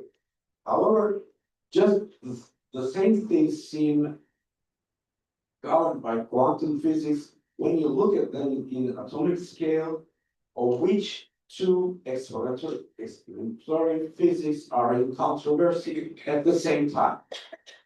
Nothing to do. This is how our universe works. We don't want people to be vulnerable, to be crippled. We vaccinate them. Well, in broader scale. We try to terminate the causes. But at the same time, we have to live together with vulnerable, crippled people when they became vulnerable and crippled. We now act differently in personal scale and don't try to terminate each and every of those individuals like me. And this is how our society works. Rotary is performing as one of those two universal dynamics in trying to terminate polio. So, Rotary is, to me, I think, doing something universal. I think Rotary is doing well. Go ahead, Kurt. Thank you, Remy. Dear friends, we just 1 minute had. I'm gonna close the session with a short sentence. Today, we did not just listen to presentations. We listened to human courage. We heard about the vaccinators and community leaders who walk into uncertain to protect the children. We heard from those who carry the lifelong reality of polio in their own bodies. We remember the brave individuals who paid the ultimate price while serving humanity. Today, stories remind us of something deeper. Polio will not end only because we end it. Polio will end because we refuse to give up. We will remember the people Today, we heard about heartbeat of humanity.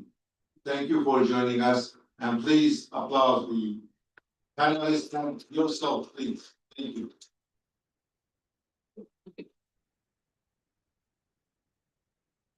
We sincerely thank our distinguished speakers and also invite the PDG Altan Arslan and PDG Nikola Bozic to present the certificates. It's fine, and then last and thank you.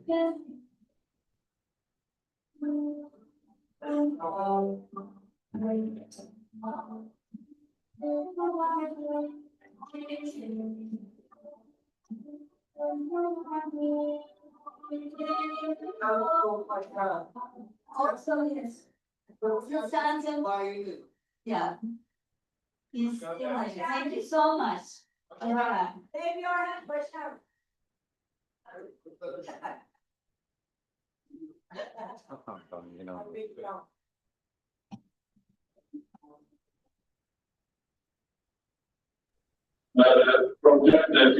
Sometimes.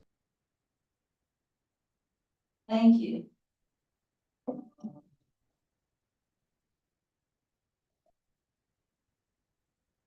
In this interconnected world, digital communication defines how our age connects, learns, and shares. Our next discussion session explores the importance of digital communication in developing polio awareness. It's my pleasure now to present two valuable speakers who offer their valuable perspectives, inspiring perspectives on this topic. Past President, Assistant Rotary Public Image Coordinator Nisa Çelebeoğlu and Rotarian Diane Maria Pirga to the stage, please.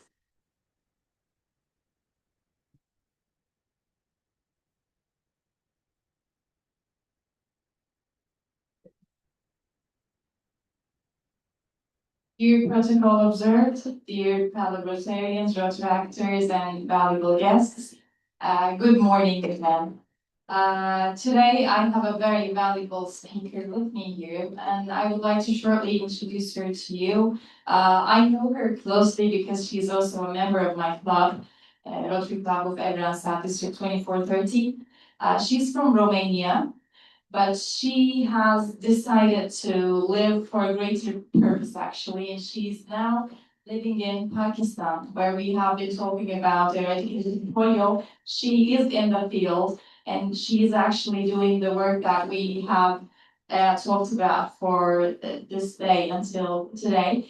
And we would like to share and listen to her opinions about how using the social media and how the digital communication affects polio.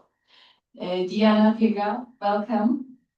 If there is anything you'd like to add to your introduction, we would be more than happy to hear you. Otherwise, you can start your presentation. Thank you very much, Musa. Hello, everyone. Nice to be here today with you. I'm not a traditional speaker. I will not be staying here because I don't want us to interact more than just me speaking. Today I'm in front of you not because I'm bigger than you. It's just that I had the chance in life to really work for this program at the ground level. I was a privileged person, I would say, even though sometimes you don't feel privileged when you go and work in Pakistan. We heard this morning about the fact that we as Rotarians, we are tired of ending polio. We are this close to end polio for so many years. Do you think that we managed something in the end? Because we did eradicate it. We eradicated 2 genetic wild polio viruses, 2 and 3. Today, in the world, we have only 1 type of polio virus still circulating, it's type 1. The other 2 were eradicated because of you. So, first of all, let's start with a big round of applause for yourselves. Now about me and my work in Pakistan. I work with UNICEF. UNICEF is one of the two main implementing partners in the global polio eradication initiative.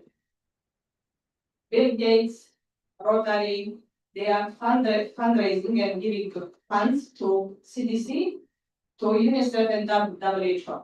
WHO is the organization that is managing the operations in the field, vaccinating children, surveillance, meaning taking samples, analyzing the samples, and detecting the virus.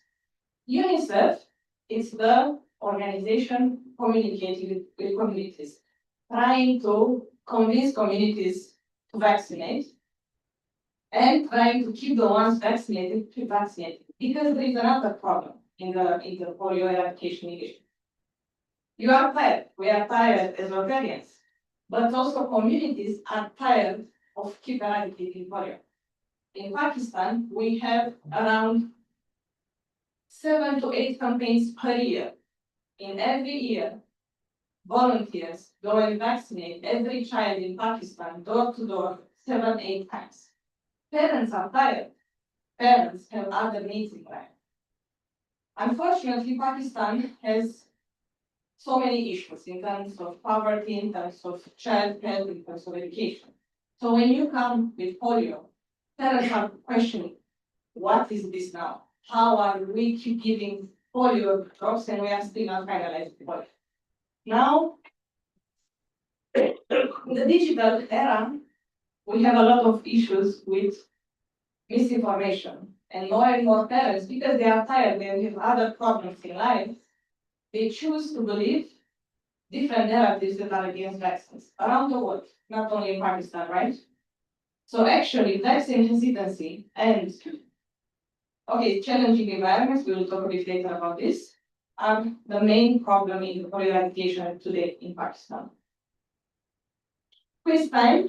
So we want to ask you, our audience, how many people use social media in the world? Any guesses? Please say a number. 2 billion. Anyone else? 5 billion. Okay, we have the correct answer, I think. So exactly, yes. In the world, there are around 5 billion internet users. And how many pieces of content are posted on social media daily, every day? How many pieces? Say a number, please. 3. 3? That's a lot. That's too much. So in this global context nowadays, where we are all connected via internet, somebody from Australia can see something and some people from Mozambique can learn the same information. We have 5 billion people connected digitally, and we have around 1 billion social media posts generated every day. These are estimated numbers, but still there are some numbers that we have nowadays. Why I'm mentioning this is because UNICEF, in our efforts to convince communities to vaccinate, we have a dedicated section, dedicated, you can say, program on digital community engagement. Because nowadays, information is circulating too much. People do believe what they see online, and it's more and more important to not only talk to people on the ground, but also digitally. And we have a program, I'm managing the program in Pakistan for almost 2 years, that starts with listening. People use internet because of what? Because they want to get rid of their problems on a daily basis. Why are we using Facebook, TikTok? We want to have fun, we want to entertain ourselves. But we also learn from internet a lot of good or bad information. And bad information is much easier to take in because this is human nature. Actually, one more thing about me, I do digital communication for social and behavior change. It's not only for awareness, for changing the behaviors of people. For making them accept the vaccine not today, but also in 10 years. Because also eradication is not about now. It's about sustaining vaccination until the virus is completely gone, right? So if in Pakistan next year to this year we miss the chance already, we have 1 case. If next year there is no case, we still need to sustain that moment. Parents still need to vaccinate. So in our program in UNICEF, we start by listening to people. What are they talking about? What are their interests in digital? How are they using digital? This is a very important aspect nowadays because most of people believe digital is the same as TV. You just throw their information and people will listen and people will trust. This was the reality of communication 20 years ago. Unfortunately, it's not anymore. So we start by listening. Then we start by developing communication, messages, targeting what people are interested in, targeting them on the channels where they are, and targeting them with the communication pieces they are listening to. Is it a photo? Is it a short video? Is it a blog post? It can be a news article. We learn from the data all this information and we try to communicate where they are in the way they want and to who they want. Then we disseminate. Dissemination is easy. You just throw it there through different channels. It's paid, it's unpaid. But then there is one more important part of the framework. It's the digital influencers. Social and behavior change usually uses community influencers to convince people in the community to take a specific action. Vaccination, it can be one. Then you have nutrition, more education. We use community influencers. But nowadays people are online, so you need to meet them where they are. This is why we use digital influencers to be our voices, to convince their online communities. Digital influencer doesn't have to be Diana the actor. It can be Diana, the person that has 1,000 followers. Those 1,000 followers are people that are listening to Diana and to her opinions. So we are not referring here only to celebrities. Like 5 years ago, this was a very fancy word. Digital influencers were the celebrities. Nowadays, everybody, every person that has a community online can be an influencer in their own area. Where are we doing digital in polio program? We do it with more resources in Afghanistan and Pakistan, of course, because of the endemic. Endemic means sometimes I feel that we in the polio program we speak with a lot of words that not that we don't understand, but it's a bit more complicated. And endemic means where the virus is in continuous circulation. And then we have the outbreak countries that are now in Africa. Places where you have an outbreak for a specific period of time, and then we manage to vaccination to close the gap. Another question, how many narratives have they tracked in 2025 in Pakistan? We are talking about Pakistan in specific because that's where Diana is working with UNICEF. Any guesses? So I was saying we are listening to people, right? So meaning we are tracking conversation. How many conversations about polio do you think we tracked in 2025? 1,000? It's actually plus 6,000. Because in Pakistan, we do have around 71 million internet users. Then, how many people do you think we managed to reach with our messages that we built based on the narratives that we track? Any guess? 100,000. 100,000. It's actually plus 50 million people. 2025 saw the messages that we put there digitally through our own platforms, through our social media influencers. And they were convinced, because now we are going to talk about what is modern awareness. This is not working anymore. Next slide, please. No, okay. So I was mentioning that then social and behavior change, digital communication, meaning that beyond awareness, what are people actually understanding from our messages, right? Because you cannot just say vaccinate now. This is awareness. But we are trying to tell parents, vaccinate now because your child needs this to grow healthier, to have better chances in life. So what we did last year, and this is just explaining you how we do digital communication in Pakistan for polio treatments. We observe the intentions in increasing the increasing intention to vaccinate. And for example, we saw that people that saw our communication versus people that did not saw our communication had a higher intent to vaccinate their children against polio. Also, we observed that people have the better risk perception when they are shown polio survivor stories and when they are really seeing in digital space whatever is happening in the program. Because also in Pakistan, like here, people don't have risk perception. We have 31 cases last year out of 240 million people. How can you believe this is a real risk? So they don't have this perception. But we are trying and we are trying, and we see that it's never people when they see it digitally, and we have methods, we have surveys, and so on. And then, of course, actually people do vaccinate and they do accept vaccination in Pakistan. There are some problems in some specific areas, which is, and okay, I was mentioning also that we are tracking their behaviors. How do they look? In which province, which platform works the best? How long should the video be? All this is behavior insights data that we are using in our communication to better reach people.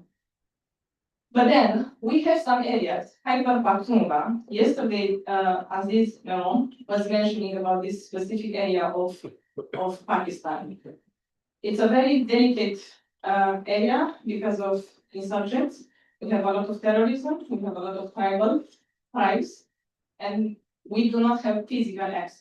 Our people are not allowed to go there. When they are allowed, they are targeted and unfortunately, sometimes killed. So what we are trying to do since 2025, if we cannot go physically, we try to create demand digitally, because you don't have to be there to put your message, right? And yes, some people are saying, but there is no internet connection, there is no electricity. Yes, there is no internet connection in full. However, if one tribal leader has internet connection and only sees misinformation, conspiracy theories, and nothing else from our side, he will promote that message. So doesn't matter if 10 people, 5 million people are reaching in these areas where we do not have access physically, it's important to be there and to be part of the conversation so we don't allow the misinformation and conspiracies to take more advantage. And what we did indeed in last year, we did targeted people and we did we came with our model, we listened, we developed messages, and we targeted specifically these areas where we do not have physical access. There is no physical access unless you want to blast, unfortunately. It's a reality that we are facing. But we managed to make them more aware of the risks of polio. And we managed slowly to create demand from within, rather than complain. Of course, there is a long way ahead, because this is not only depending on if the tribal leader will accept the vaccination or not, because terrorism is beyond digital communication and our polio education. Now, AI, because AI is impacting a lot the digital communication nowadays. How do you think we use AI in digital communication in Pakistan? Any guesses of how artificial intelligence work with digital communication engagements? Anyone from the audience? Let's make it quick. So AI is helping us nowadays to categorize the narratives that we are finding online. But the most important way we are using AI in our program in Pakistan is trying to adapt communication as per the literacy level, as per the cultural aspects of the country, because Pakistan is such a diverse country. It has plus 60 languages spoken in Pakistan. Some people do not understand not even the second language spoken in the province. So we do use AI as well. We are trying to keep the track. UNICEF is quite experienced in using a lot of data, because UNICEF is working with digital communication since 2019. We started these efforts with routine immunization, because the narratives against vaccines are not only polio, of course, right? With all the vaccines, with measles, with COVID. So it's not something new. Polio has some new tweets that are coming from Osama bin Laden that was captured in Pakistan. So then we have a new narrative that we are trying to, and somebody said that Osama bin Laden was caught because of the politics, which is not true. But it is the narrative we are facing in Pakistan, especially in that tribal area. So digital community engagement, the way we call it in UNICEF, is a model that we tested for years. It shows that it can be, it's sustainable, it can be applied to others, like for example, immunization, and it shows the best return of investment, and this is why we are continuing and pushing it. Because nowadays, in this global situation, we need to also be aware of the funds. So we are trying to find models that are the best, having the best return of investment per result. Now, 1 minute before, because unfortunately, no, I have this. We have edited your So, people sometimes believe that Pakistan is only looking like this. Unfortunately, most of the country is looking like this. And people are thinking that these people don't have fridge. Okay, they have internet. Believe me, in these communities where I'm here, people do have small solar panels. They don't have a fridge indeed. They don't have any other like cooking, but they do have a phone. And internet is cheap in Pakistan. So this is why it's more and more important to understand that we cannot hide and we cannot say, no, they don't have, we should not use it. These are real photos of me from my personal archive from the campaigns in Pakistan. The middle photo is something that really interested me a lot because in the Pakistan for Recognition initiative, the backbone of the program are the frontline workers. And these ladies, we have around 400,000 volunteers vaccinating every campaign. They go from door to vaccinate children. Because of the cultural aspects, more than 60% of them are females that are not only protecting children against polio, but they are also shaping the society norms. Because it's not normal in some societies to be a female roaming around the streets.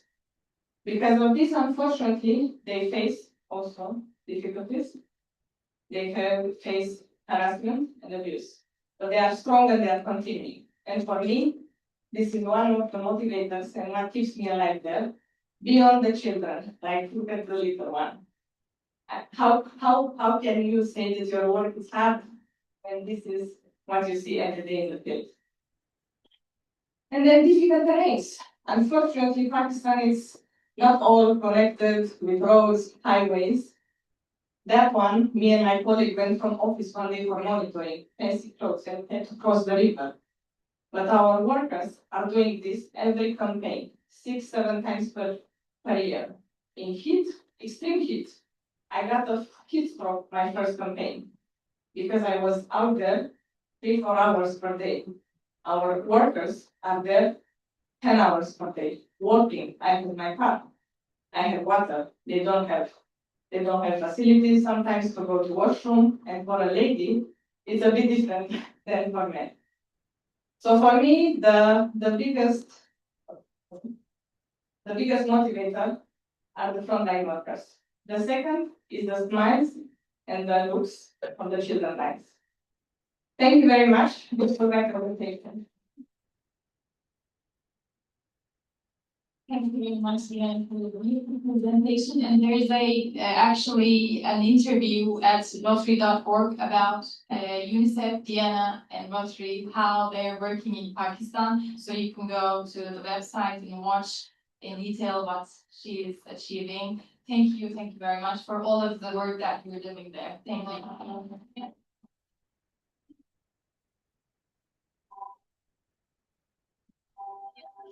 Yeah.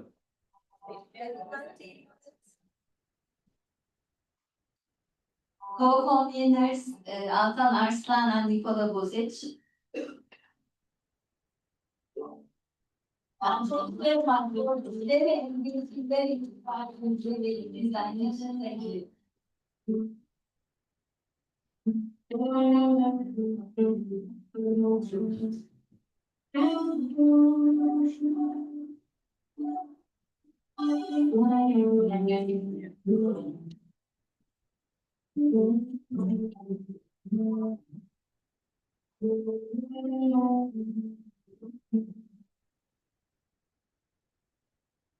Fellow Rotarians, distinguished guests, ladies and gentlemen, we now move on to our third panel discussion, which explores a topic very significant at the club level also, fundraising.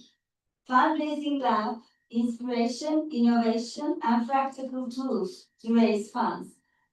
We are privileged to hear from leading voices. Now it's my honor and pleasure to welcome our moderator and the distinguished speakers.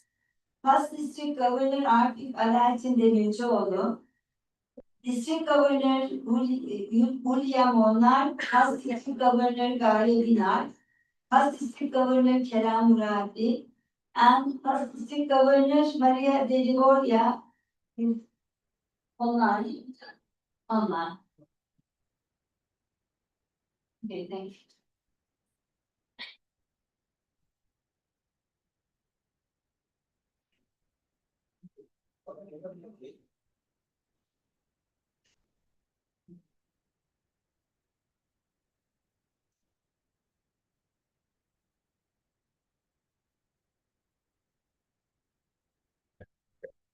Dear leaders, dear Rotarians, board directors, and distinguished guests, good morning. Well, it's almost noon, but still good morning. As you all know, polio is our humanitarian priority, and we made incredible progress. Rotary has been working to eradicate polio for more than 10 years. 40 years. Starting from 1979, 80s until today. But polio anywhere can affect children everywhere. This is why we need to maintain our efforts and end polio now. Rotarians worked and helped eradication by raising funds and awareness, participating in advocacy, immunizing children, and work to secure support from officials, NGOs, organizations, corporations, and public. Rotary has been helped to immunize more than 3 billion children till now against polio. Rotary contributed more than 2.7 billion US dollars and helped secure more than 11 billion US dollars from donor governments. Well, in this panels will give you examples to inspire and innovate public and practical tools to raise funds. The best way to inspire and innovate people is to give examples of campaigns and best practices. Participants will make innovative talks from these practices. Our first panelist will take stage by alphabetical order, and our first panelist is PDG Gayabnar from 2420, and her topic will be how to organize district level fundraising campaigns. Floor is yours, PDG. If you wish, you can address from your seat, or you can come here. Yes, please.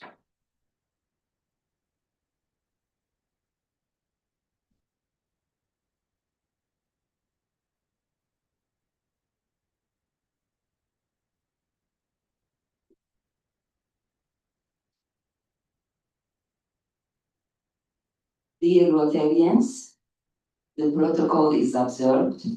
It's an honor for me to be here today and share how district level initiatives can strengthen our fight against polio. I have a short presentation which I would like to share with you. As you all know that district leadership has the power to mobilize the clubs, inspire the community, and transform local actions into global impact. And leadership is important in building momentum for fundraising campaigns for fundraising polio, as well as the campaigns unite the clubs around the common share, common goal, and public image. All these activities, all these campaigns, and all these initiatives will strengthen our public image and increase our visibility in society. In order to run a successful campaign, we need three key elements. The first element is the leadership. The leadership of the district governor, which is very important, so to set a clear vision and start a collective action. Also, the leader has to define the fundraising goal, which is important to get the momentum, to get the attention, as well as the leader needs to motivate the clubs, assign a dedicated team to keep the energy level and organization throughout the campaign. The second element of the successful campaign is the engagement of the clubs. Organizing community events will increase the attention. Looking for partnership from different businesses, local businesses, local organizations are key to expand the campaign, and also involving youth, volunteers, young people, Rotarians, interactors, which will increase the energy level as well as creativity of the campaign. The third and one of the most important aspects is the communication.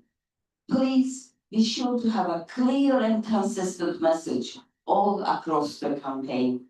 And sharing stories, polio impact stories like we had before here in one of the panels here, is very important to create an emotional bond with the campaign and strong media presence. Using social media effectively is important, as well as having a presence in the local media. They are all important. Right now, I would like to give you two successful examples from our district 2420. The first one is a polio campaign, polio fundraising campaign. Where it was just a creative artwork campaign where Rotarians illustrated in an artwork. It was a picture, a child getting polio vaccine drops. And we just illustrated this picture and we called it a polio mosaic, where we asked Rotarians just to donate using an online donation link. You just donate and insert your photographs in the meantime. Just take your places at the polio mosaic. Right now, let's watch the video.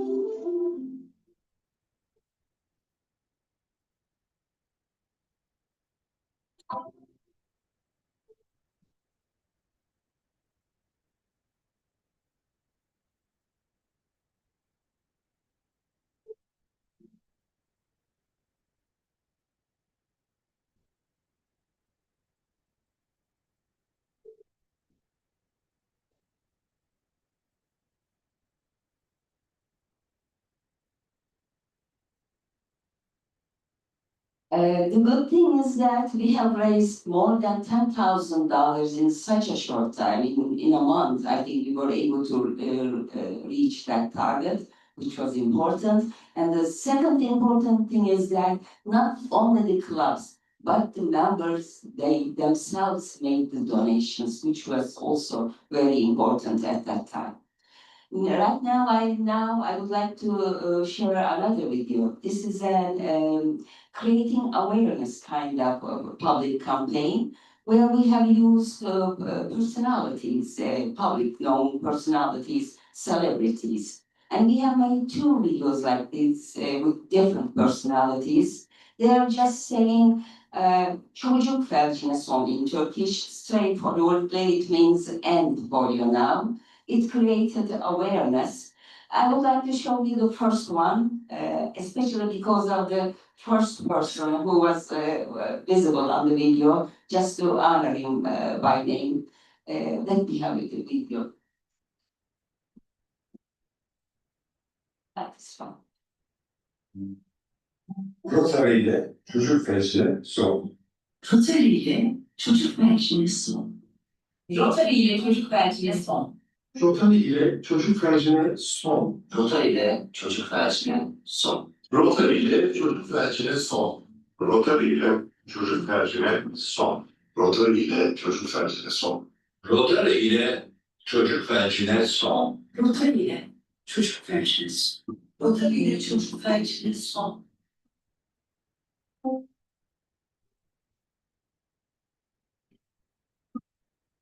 Yapacağınız bağışlarla bir davranışın çocuk felcini dünyadan silmeye yeter.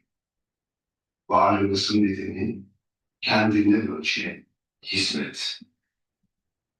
Rotary. Yeah, it was a powerful video as well. I really enjoyed it at that time. And the conclusion. Conclusion is that district leadership should mobilize the communities, and visibility attracts support. Collaboration multiplies impact, and together we can end polio. Thank you.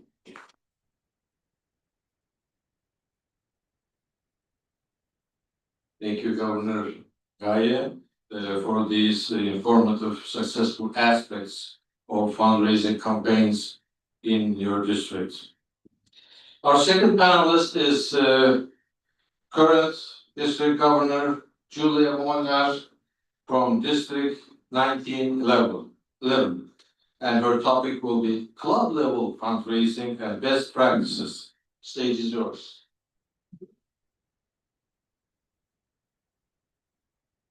Good afternoon, dear guests. Good afternoon, dear Rotarian friends.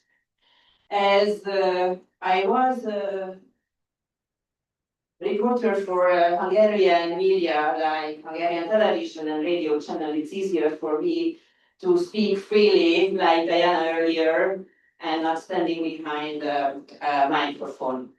So first, as polio is the core project of Rotary, visibility of this topic is very important.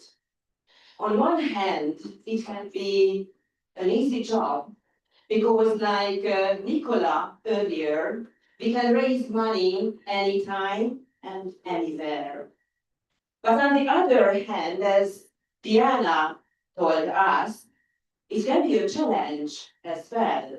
Because sometimes our Rotarian friends are tired of this topic. They have more serious local topics they think, for example, supporting children in need, or supporting families who are in need, or talented students. So I wrote some examples for you, which you can see on the PPTV part. Yes. Why is it important and how we can fulfill our task to raise money for polio program? Continuous visibility at club level and district level is always important, so we can grab every occasion because every occasion is a good occasion. For example, when there are Rotary sport events, or just club meetings, or a concert, or a district event like the district conference, we can use it for donating the polio campaign. I have some pictures as well. The first one was prepared on a club meeting when I asked my club mates to wear the red t-shirt, the polio t-shirt, and we talked about polio. Next time, I think I will invite Nicola as well to join online to our club meeting and share some important details with us about the last steps of polio campaign. The second one is an event that was a concert. And I would like you to participate in a quiz whether it was a Gift of Life concert or a polio concert. Who thinks that we raised money for Gift of Life, which supported serious heart diseases, the operation of the surrounding countries in Budapest? Who thinks that it was, raise your hands please, a Gift of Life concert? Not many people.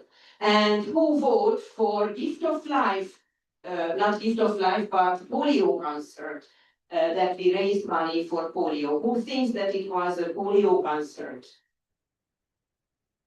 A bit more. Well, the lady is right, because we raised money for Gift of Life, but we used this event to raise money for polio as well, because there was a charity box, there was a roll-up, we put it in the corner, and people could donate polio as well while they visited the Gift of Life concert. And of course, there are higher levels we can use for donating polio. The first picture was taken some weeks ago in Albania, Tirana, where the governors, the current governors of Zone 21, had a meeting, and there were radio channels and television channels and newspapers.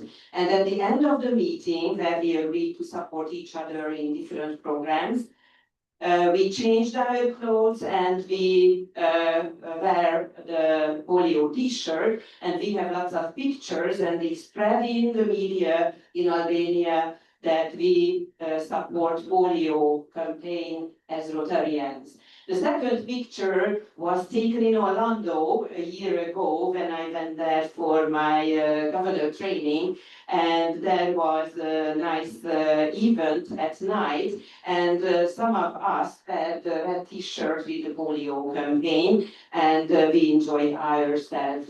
So the pictures can show that polio is visible as a campaign of Rotary. And of course, there is a district event, a district conference from the year of Elizabeth, my governor friend, with objects, with the polio bear that we can advertise to buy it, and you can support the polio program.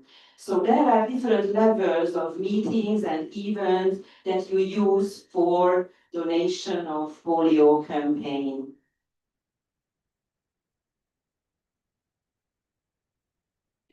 And finally, I wrote a video as well because I think that videos can reach more people than static pictures on social media. And I advise you to use well-known faces, not just from the international, Rotary International, but local people as well, because you can reach local Rotarians and local people if you use the faces, the pictures of the members of our own districts, and not just Rotarians, but people and companies are available over Rotary as well.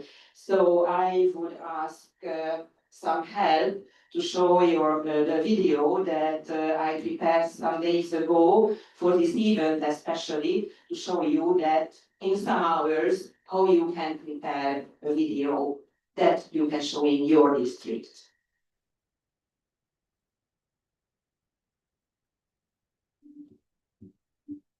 Polio. It is still a real danger we have to deal with. As a district governor, I sometimes face the question while visiting the clubs. Why should we donate polio campaign of Rotary? This serious disease disappeared in our country decades ago. Why should we donate polio? Because there are several other topics and areas we should donate. We should help people in our region. So, why polio? Vizsgáljuk meg, miért a polió? A polió, mint betegség, az egyik legsúlyosabb betegség volt a 20. században az egész világon. Gyerekek milliói szenvedtek a polió okozta súlyos paralízis miatt, és 100 000-ek haltak meg a betegség következtében.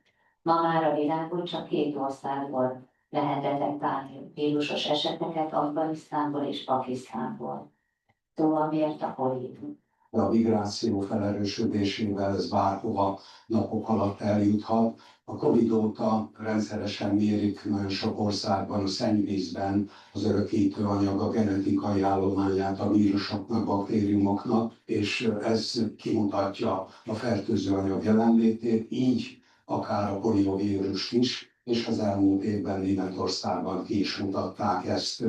Tehát terjed, megvan a lehetősége, bár jó az átoltottsága az európai országokban, de ez bármikor ide jöhet. Ha lehetőség van kiirtani ezt a vírust a világból, tegyük meg. Don't hesitate.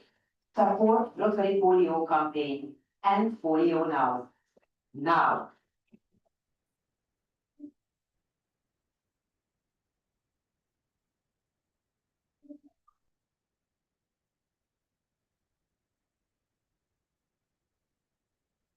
So that was just a quick response for the question, why polio?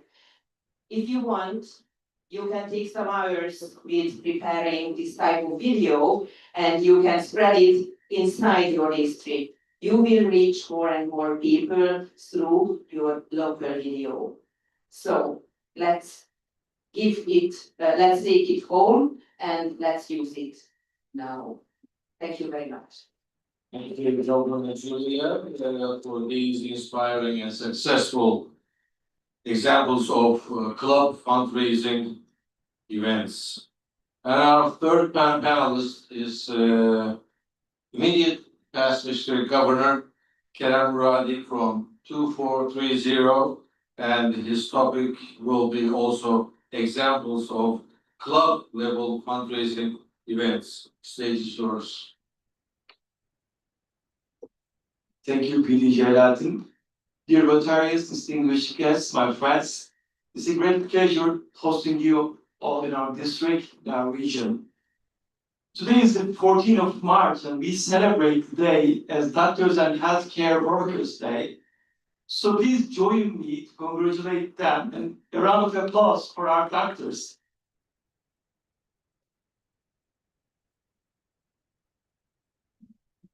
If polio is not fully eradicated, we could see a global resurgence of the disease, with as many as 200,000 new cases each year over the next 10 years all over the world.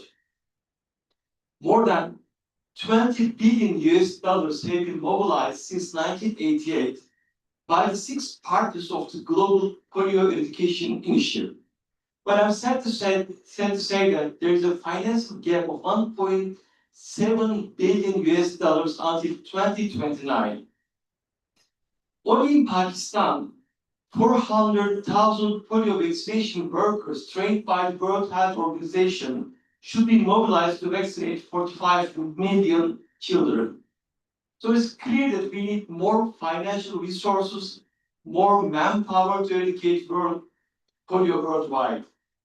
As a proud PDG, I can say that the highest donation to the Rotary Foundation was made during 2024-2025 period since the establishment of District 2430.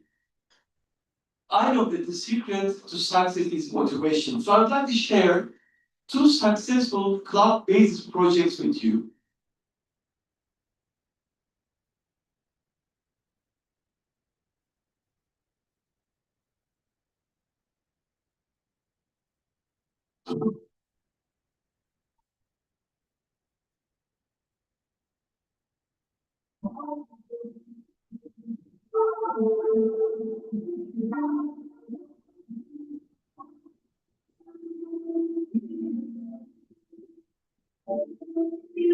Also is organized by Toronto Rotary Club of Mercy. The choir consists of 51 Rotarians, spouses, Rotaractors, a professional symphony orchestra with 28 musicians, accompanied by famous singers of Turkey. The project is sponsored by the municipality, University of Mersin, and State Opera and Ballet. Donations from hundreds of audiences are raising funds for various Rotary projects. Everyone who participated had a great time and experienced the joy of serving a good cause. The donations at this project was $48,000 and has been spent to the earthquake region. It is not putting a box in a meeting and asking for donations. We Rotarians, when we enjoy, we create a lot. And the second one, there's another video. This is from my hometown, from my club. This is both projects are from Mersin.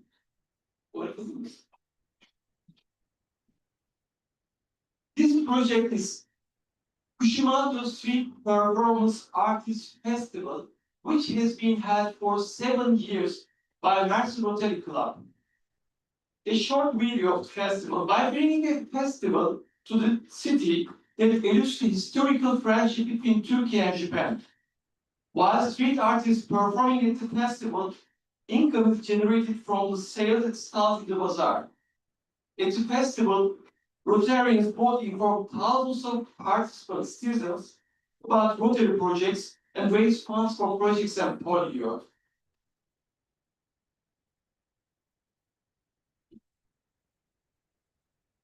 Finding a support for a disease that hasn't been seen for years isn't easy.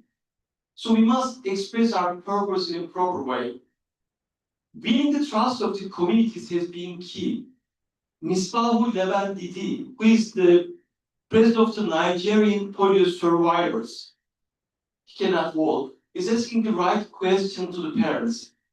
Don't you think it is important for you to protect your child not to be like us? Because we are all afraid what we see and we need more support of the polio survivors. On April 8th, this call is from Jennifer Jones, Rotarian Felipe Mesa cycling from Mexico to Evanston.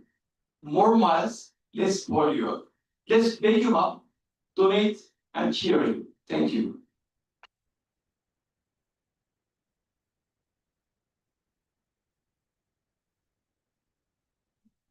Thank you, Governor Kerem, for these innovative fundraising events of clubs. And our last panelist will connect us online.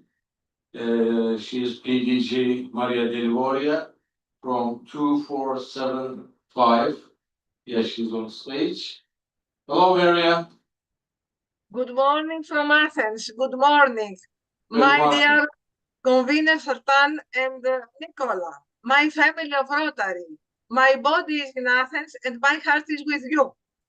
I would like so much to be today with you, but this madness affaired me. So I heard so many best practices for polio, for programs about polio. But to support these big projects for polio, we must have a strong club district.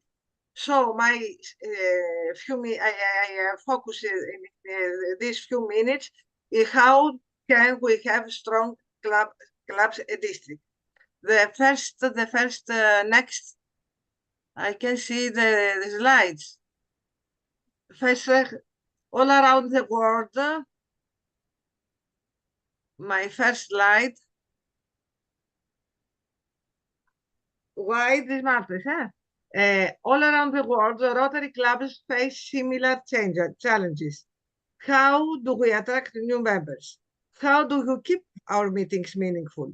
How do we raise funds effectively? And the most important, how do we remain relevant to our communities in a rapidly changed world? I focus in today in 5 key practices for successful clubs and districts, so to be capable to support all these projects. Next one, please. First of all, we can embrace flexibility and modern format. I think that it is the second, embrace flexibility, I can see, yes. We can embrace flexibility. Many successful clubs have adapted by offering monthly meetings or every 15 days instead of weekly ones, hybrid or online participation options. Third, project-based gatherings instead of formal meals. Some clubs meet in cafe or community space, social events with service projects. These changes do not weaken Rotary tradition. On the contrary, they open the door for new members who want to serve but cannot commit to rigid schedule. Flexibility helps Rotary remain welcoming, modern, and accepting. Next. We must engage young professionals. Young leaders bring energy, innovation, and fresh ideas to Rotary. But to attract them, clubs must show clear value. Successful clubs do this by focusing on leadership development, professional networking, mentorship opportunities, meaningful service projects. Structured mentorship programs are especially effective. Pairing new members with experienced Rotarians helps them understand Rotary's culture, tradition, and opportunity from day one. Next, please. Make membership everyone's responsibility. Another powerful from thriving clubs is simple. Membership is everyone's job. Growing a club cannot depend only on a membership committee. Every Rotarian should feel proud to invite others' experience to Rotary. Successful clubs encourage members to ask a simple question. Do you know someone who shares Rotary values and would enjoy serving with us? When every member invites even one guest per year, the impact can be remarkable. Next, please. Use modern communication and technology. Another best practice from successful clubs is embracing modern communication tools. Today, people discover organization online before they ever attend a meeting. Clubs that thrive often maintain active social media pages, clear, updated websites, engaged photos and videos. All these videos are under this nice picture we saw today, engaged photos with all of the videos, online tools for ever registration and donation. These platforms help tell Rotary's stories. They show the community that Rotary is not just a meeting. It is people taking action to improve lives. And next, please. Build strong community partnerships. Finally, successful clubs rarely work alone. They collaborate with local businesses, schools and universities, community organizations, municipal leaders, media partners. Partnership expands Rotary's impact. For example, many clubs organize, as we saw, large community events such as charity golf tournaments, food festivals, wine tastings, charity runs and cycling events, community clean-ups. These events not only raise funds, they bring communities together and introduce Rotary to people who may later become members. Next one, please. If we look closely at these examples, we see that successful clubs share several common principles. They are open to change, focused on community impact, welcoming to new members, collaborative with partners, proud to share Rotary's story. So, what can we take home from these best practices? First, we should listen and learn from one another. Every club has something valuable to share. Second, we should experiment and innovate. Not every idea will succeed, but every attempt brings us closer to improvement. And third, we should remain faithful to Rotary's mission while adapting to the needs of today's world. Dear friends, when clubs share ideas, when districts support innovation, and when Rotarians work together, there is not limit to what we can achieve. Let us continue learning from one another. Let us continue strengthening our clubs. And most importantly, let us continue serving our communities with dedication, compassion, and hope. And finally, let's eradicate polio from the world. Thank you for your attention. I love all of you. Many, many hugs to all of you. Thank you so much. Thank you, Governor Maria. I hope to see you face to face in very soon. Very soon. It is my hope and wish. And also thank you for the aspects of successful fundraising. And I hope all clubs and districts will be taking condition of these aspects and make a successful fundraising. So this is the end of our panel, and we wish you a success in your fundraising activities in your district and in your clubs for polio. Thank you. We would like to invite Altan Arslan and Nikola Bozic to stage. We would like to thank our distinguished speakers for the innovative and inspirational practices ideas. Thank you.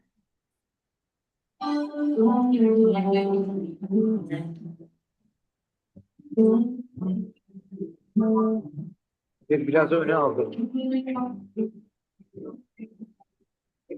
Hadi öne aldır biraz.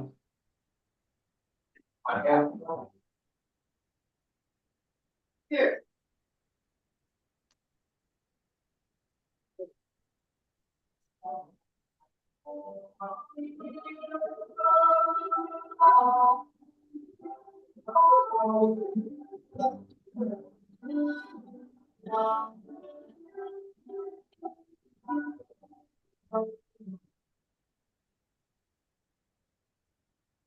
Our next session will be a virtual panel. And in this section, we would like to invite you to step into the topic of polio by connecting to the to field activities for polio eradication, with the aim of focusing on why and how. Why I still believe in polio eradication. The connection is ready.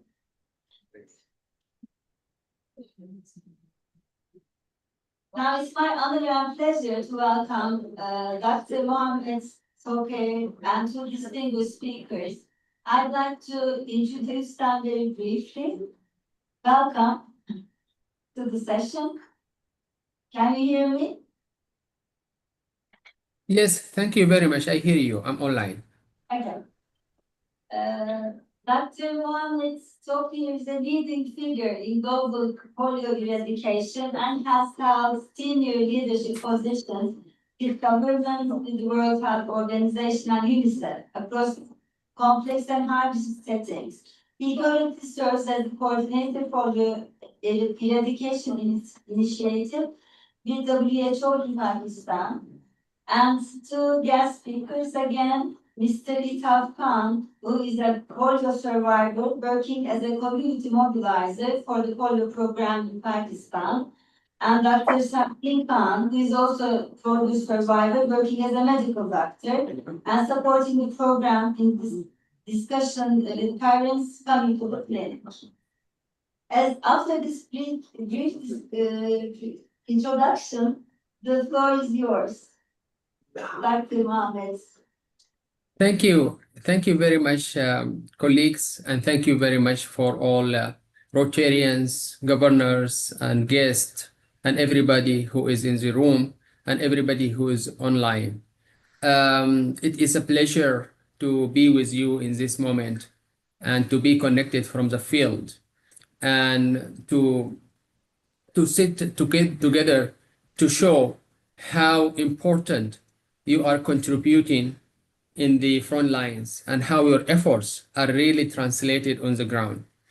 Personally, I always feel obliged, I always feel honored when I be in a forum with Rotarians. For WHO polio program, Rotary is having a good success story for a long-standing partnership, particularly for the polio eradication, which is basically, it is an initiative coming from Rotarians to eradicate polio in 1997, and they link it with the various 3H grant, the famous one for Rotarians, and is being committed to that cause. And we went through all this partnership, going through ups and downs till we reach here. So I will take it very simple for the audience. I'll structure the discussion in few points. Point number one, why it is important for everybody to eradicate polio. The second point is it feasible and practical to eradicate polio now? Number three, what are the current challenges from the front lines and globally as well? Number four, how does it look like in a human face and in a social context? And in this part, I will invite my colleagues who are polio survivors as well as polio workers now. Then we will go to see who should do it. In other words, who should contribute to make it done. And the last point, what Rotarians in this room or online or across the board should do to help reaching the finish line. Yes, the first point, why is it important for everybody to eradicate polio? Yes, many of you, they remember the science when it was talking about the biggest, greatest achievement in the science and in medical field and health in the 20th century was the discovery of the antibiotics. For example, the penicillin when it's being discovered by Sir Alexander Fleming, and that changed the human life. The second biggest achievement is discovery of vaccines and starting eradicating diseases. And the biggest disease that being eradicated so far in 1978 is the smallpox. Many of the people in the room, the young ones, they don't know what is a smallpox, but it's being eradicated. And this is why polio eradication is being a strategic priority for Rotarians, for WHO, and for the global health governance system. That is when we started. Now, why is it important so far? And why is it important now?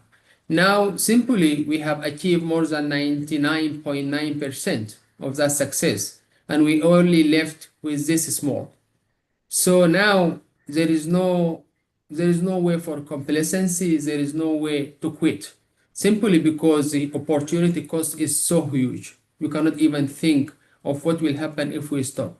So now this positive feedback and force and energy is making moral obligation for all of us to end it. And I like the presentation by the people who were in the panel before this, where they said we have to end it now. And that is exactly the right time of it. Let us do it now, because otherwise opportunity cost is going to be so huge. Coming to the next point, is it feasible? Yes. I think this question is even moved from the science theories to the practice and to the practical life. And we live it. I personally witnessed the eradication of poliovirus in Nigeria as firsthand. I have been part of the program for the last 20 years. So we have seen how a single case can be the last one.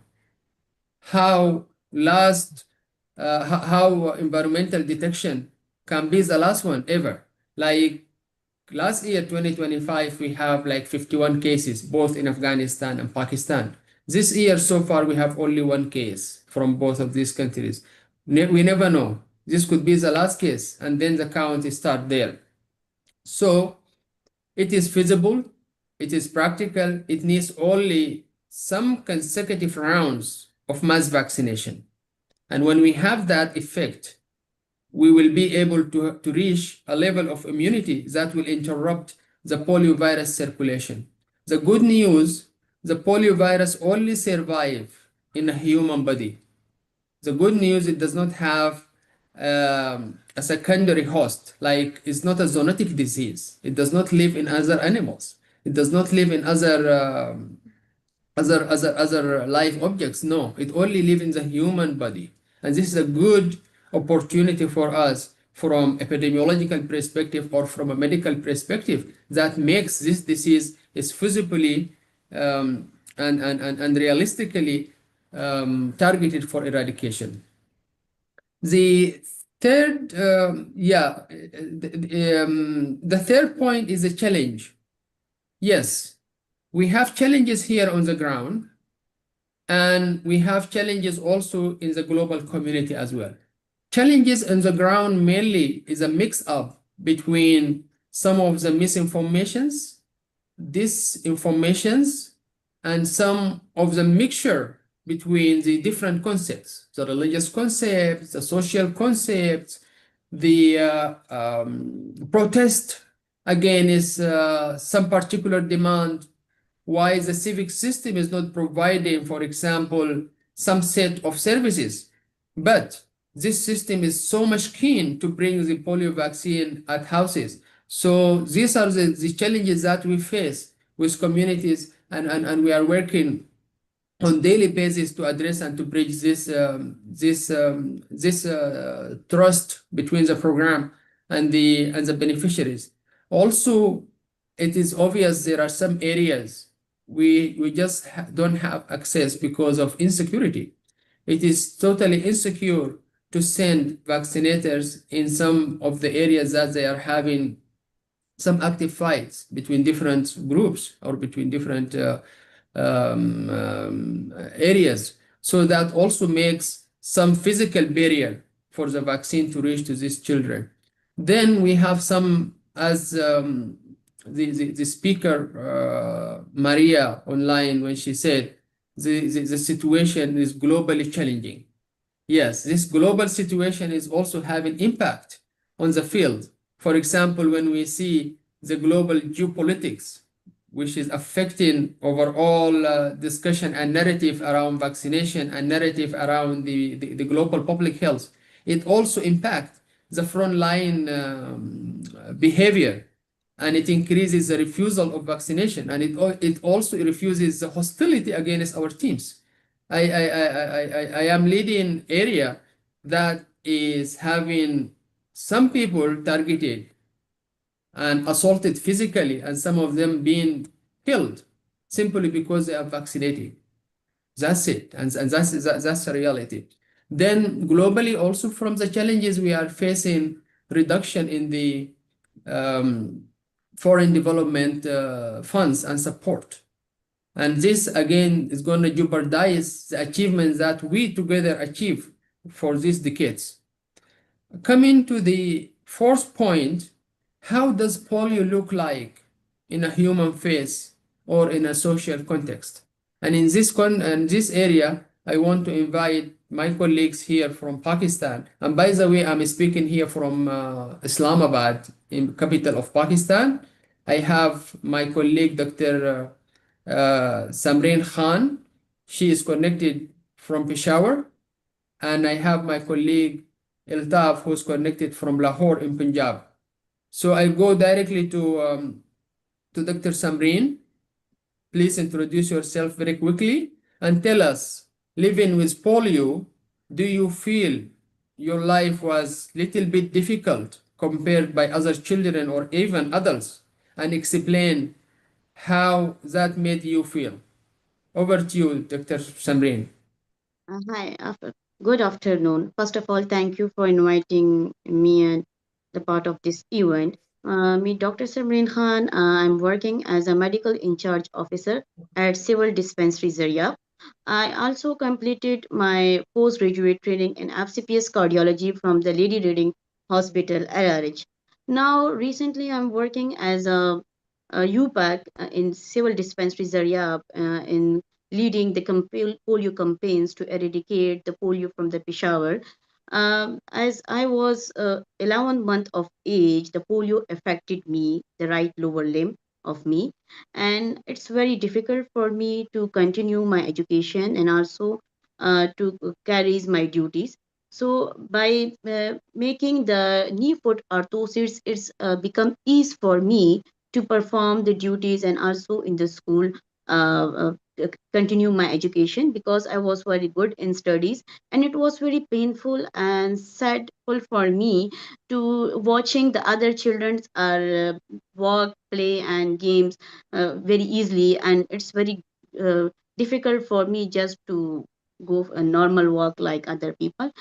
Even I fell on ground, cannot carry my school bag. It's a lot of challenges I'm facing step by step, but I'm thankful for the ICRC, which are supporting the Pakistan PPOS and providing the prosthesis and orthosis for us that make us strengthen and feel confident to carry our lives. So, being my motivations come as a UPAC and doing the duty to eradicate polio is from my own experience because I know it is very painful to live with this lifelong disability. So I talk to the parents that kindly give these 2 drops of the polio to your children, that it will to save them from the lifelong disability. And if my voice raises for the polio eradication, save one life, then it will be very meaningful to me to save my community from the polio. Thank you. And my aim is to become in the future as a good cardiologist. And I'm at the last request of me to WHO and also the UNICEF team, as you are going very good contribution and funding for the prevention side of the eradication of the polio disease, kindly focus too on the rehabilitation side by giving donation and funding for the orthosis and prosthesis department to continue their services for the polio patients. Thank you. Thank you very much, Dr. Samreen. Very inspirational. Yes, that is a good contribution from your side, and we see how you succeeded to make an opportunity from your even personal experience on that and to leverage to protect other kids. Thank you very much. I move ahead to Mr. Altaf Khan, who is connected from Punjab in Pakistan. So please tell us, how did you feel it was different for you from different kids and also different adults, and how did you change this to an opportunity to make impact in public health and to prevent your community? Over to you, Altaf. Good afternoon to everyone. Thank you for giving me the opportunity to speak with you today. I am very pleased to be here. My name is Ilfafan. I am a graduate and I belong to Pashtun family from district Khyber Kotal, which is situated near Afghanistan border in Pakistan. I have been working in foodie program since March 2016. I started as a community health worker in 2018. I joined Macromarket Private Limited as a third-party field monitor, a role I held until 2022. Currently, I am serving as a community block officer. I am proud to say that Macromerge provide a very supportive role environment with cooperative colleagues, which greatly facilitates my work in the field. Most importantly, I am also a foodie survivor. The personal experience is what truly motivates me to work tireless for polio eradication and to raise awareness within community. So yes, my life was much more difficult, which other people run and play freely. I could only watch from side. My heart felt sad and loneliness. I often ask God, why me? The hardest part was working. My father could have prevented this with 2 drops of vaccine. He refused, and now my elder sister and I both carry this pain. Some nights I still cry remembering how different my childhood was. Food stole my ability to run and roast. It stole my innocence and filled my young heart with questions that had no good answer. So when I look my heart felt with pain in forces. I asked my father with tears, why didn't you experiment on me? Why didn't you protect me? As my elder sister already affected by this incurable disease, he had no answer in that time. Only silence and sorrow. No, when I visit communities, I don't just give speeches. I share my own and my sister broken story. I tell parents, look at me, look at what food you did. If you love your children and want to not like me, do not let this happen to them. I least fear in their eyes in that moment, but also understanding mother's cries, father promises to vaccinate. My disability become my power because no parents wants their child to suffer my fate. This is my missions now to save others from my pain. This personal experience is what truly motivates me to work tirelessly for polio eradication and to raise awareness within my community. Thank you so much. Thank you very much, Dr. Iltaf. It's inspirational, and I'm sorry. I'm so like proud to see how did you change the whole scenario from a sorrow, from blame, from conversation with father to an opportunity, to a hope, to somebody else, to an action that you are currently doing for an impact that we are all going to see. And I think that is the slogan for you Rotarians now. I saw it in the backdrop. That is the how to make the hope and actions, and you make impact for that. Thank you very much, Dr. Samreen, and thank you very much, Iltaf. So I continue with the fifth point. Now, who should do this eradication? Or in other words, who should contribute? Yes, in simple words, this is a job for everybody. And in WHO, our main slogan is saying health for all and by all. So if we want to achieve the health for everybody with the contribution of everybody, and this is exactly why I feel happy and privileged when I talk to organizations like you Rotarians who are volunteers, who are volunteering for the money, volunteering their time, volunteering their ideas. So this is exactly, we are demonstrating this principle of global health. It is for all, and also all and everybody has an equal chance to contribute on it. Now, we want to make it to the finish line. Yes, colleagues and people before us, they laid the foundation, they sustain it, they achieve it too much, and they reach here. It is now up to us, all of us, to make it done and to close this chapter.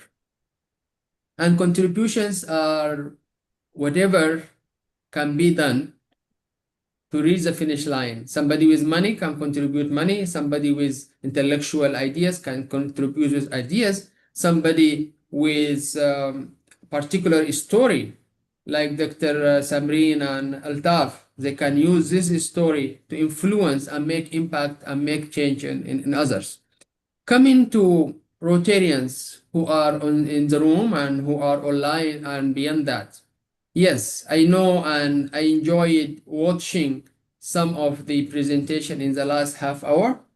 You do great job in terms of the fundraising, but besides that, you can do two more things. These are important from our perspective from the field.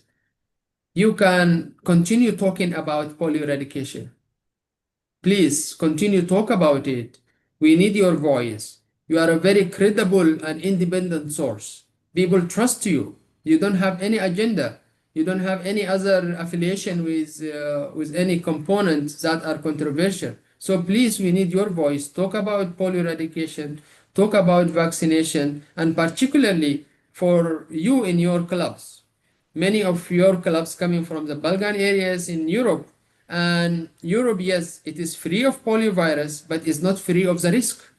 Because currently we have a massive anti-vaccination movement going across Europe and west part of Europe. And unfortunately, this anti-vaccination movement will leave a big number of people who are not immunized against the virus. And now, with this easiness of the travels, the virus can go in any flight and any plane, and it reach a pocket of the people that are refusing vaccine, and God know what will happen. We don't need to reach there. So please help us to keep talking about polio, talking about eradication, make it a priority for everybody. The second thing that you can do, we always feel privileged when we have you as Rotarians coming to witness the polio campaigns that we do. Last year, we received Rotarians from 11 clubs from France, and from clubs in Japan, and from I think a third country, I forgot now, sorry for that. And in the next campaign, we have Rotarians from Japan coming, and also in April, we have Rotarians from France also coming to see the vaccines, to vaccination round. So if you have the interest, if you have the time allows you, we will facilitate that, and we will feel happy to have you on the ground, and you go back and you send and you reflect these stories to your colleagues in a more credible ways. Yes, so with that, I think it is a job for everybody.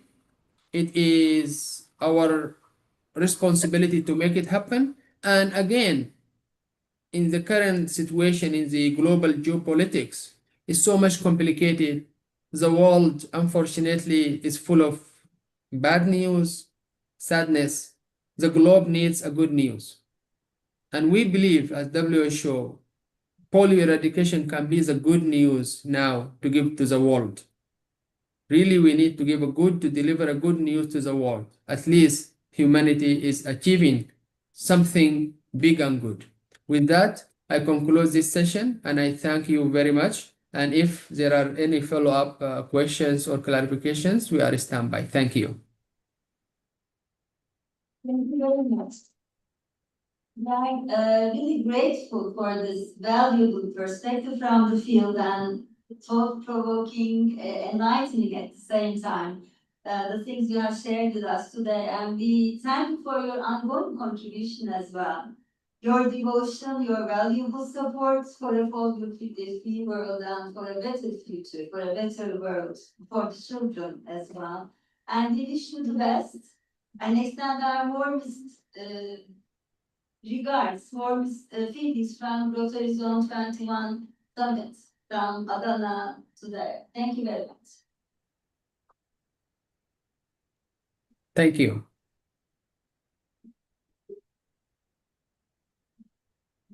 The next session is closely connected to the previous inspiring fundraising lab panel, in fact, but with a small difference. This time our summit would be transformed into a fundraising lab, and as Rotarians, as people of action, we would do our best to raise funds for a polio-free world for a fundraising auction. Now it's my great honor to welcome the auctioneer for this event, Past District Governor Nicola Pozzi.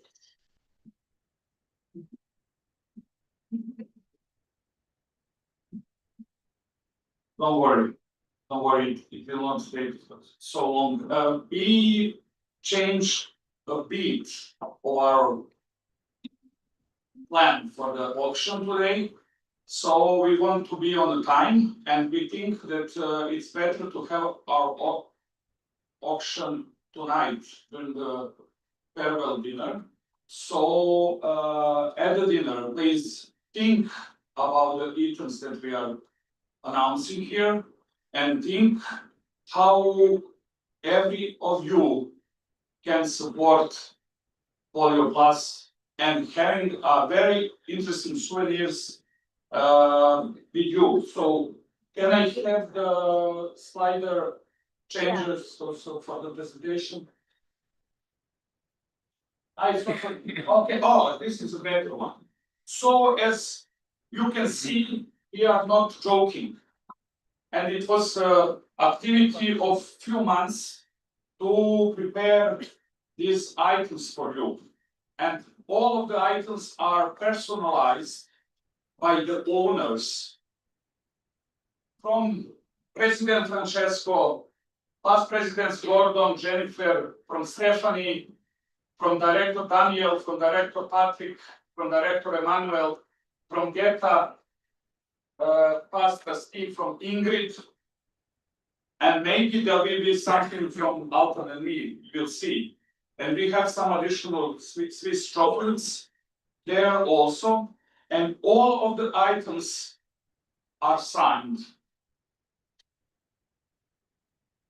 The regular price for every item is $200 to Polio Plus. So every president, when he or she is presenting the tie or scarf, if governor wants to buy the scarf or the tie, the price is $200.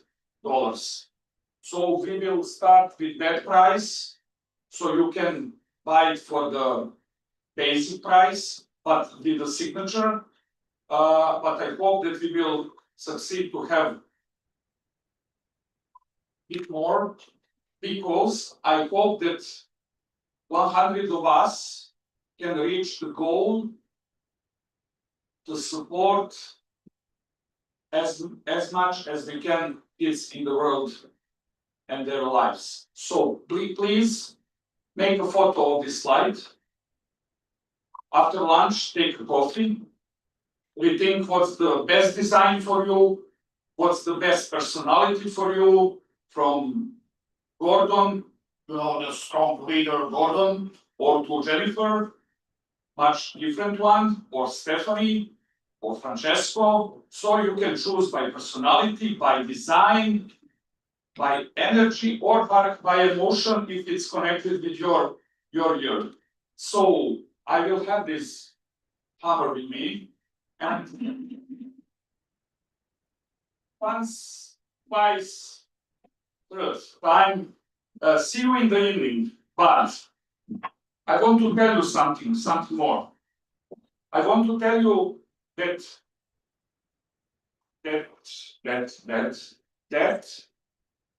every of us can be helpful, can support in any amount Polio Plus.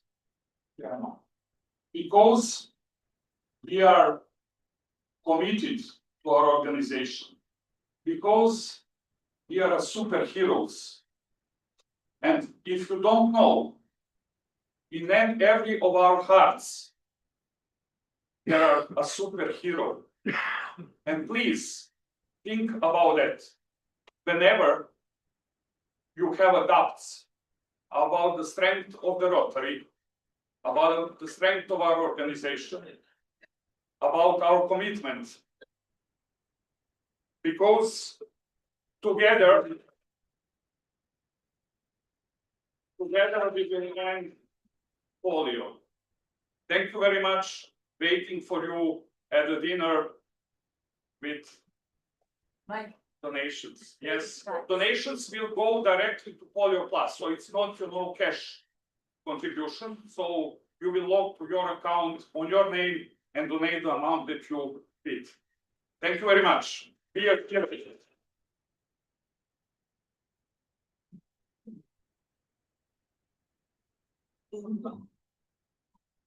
Thank you very much.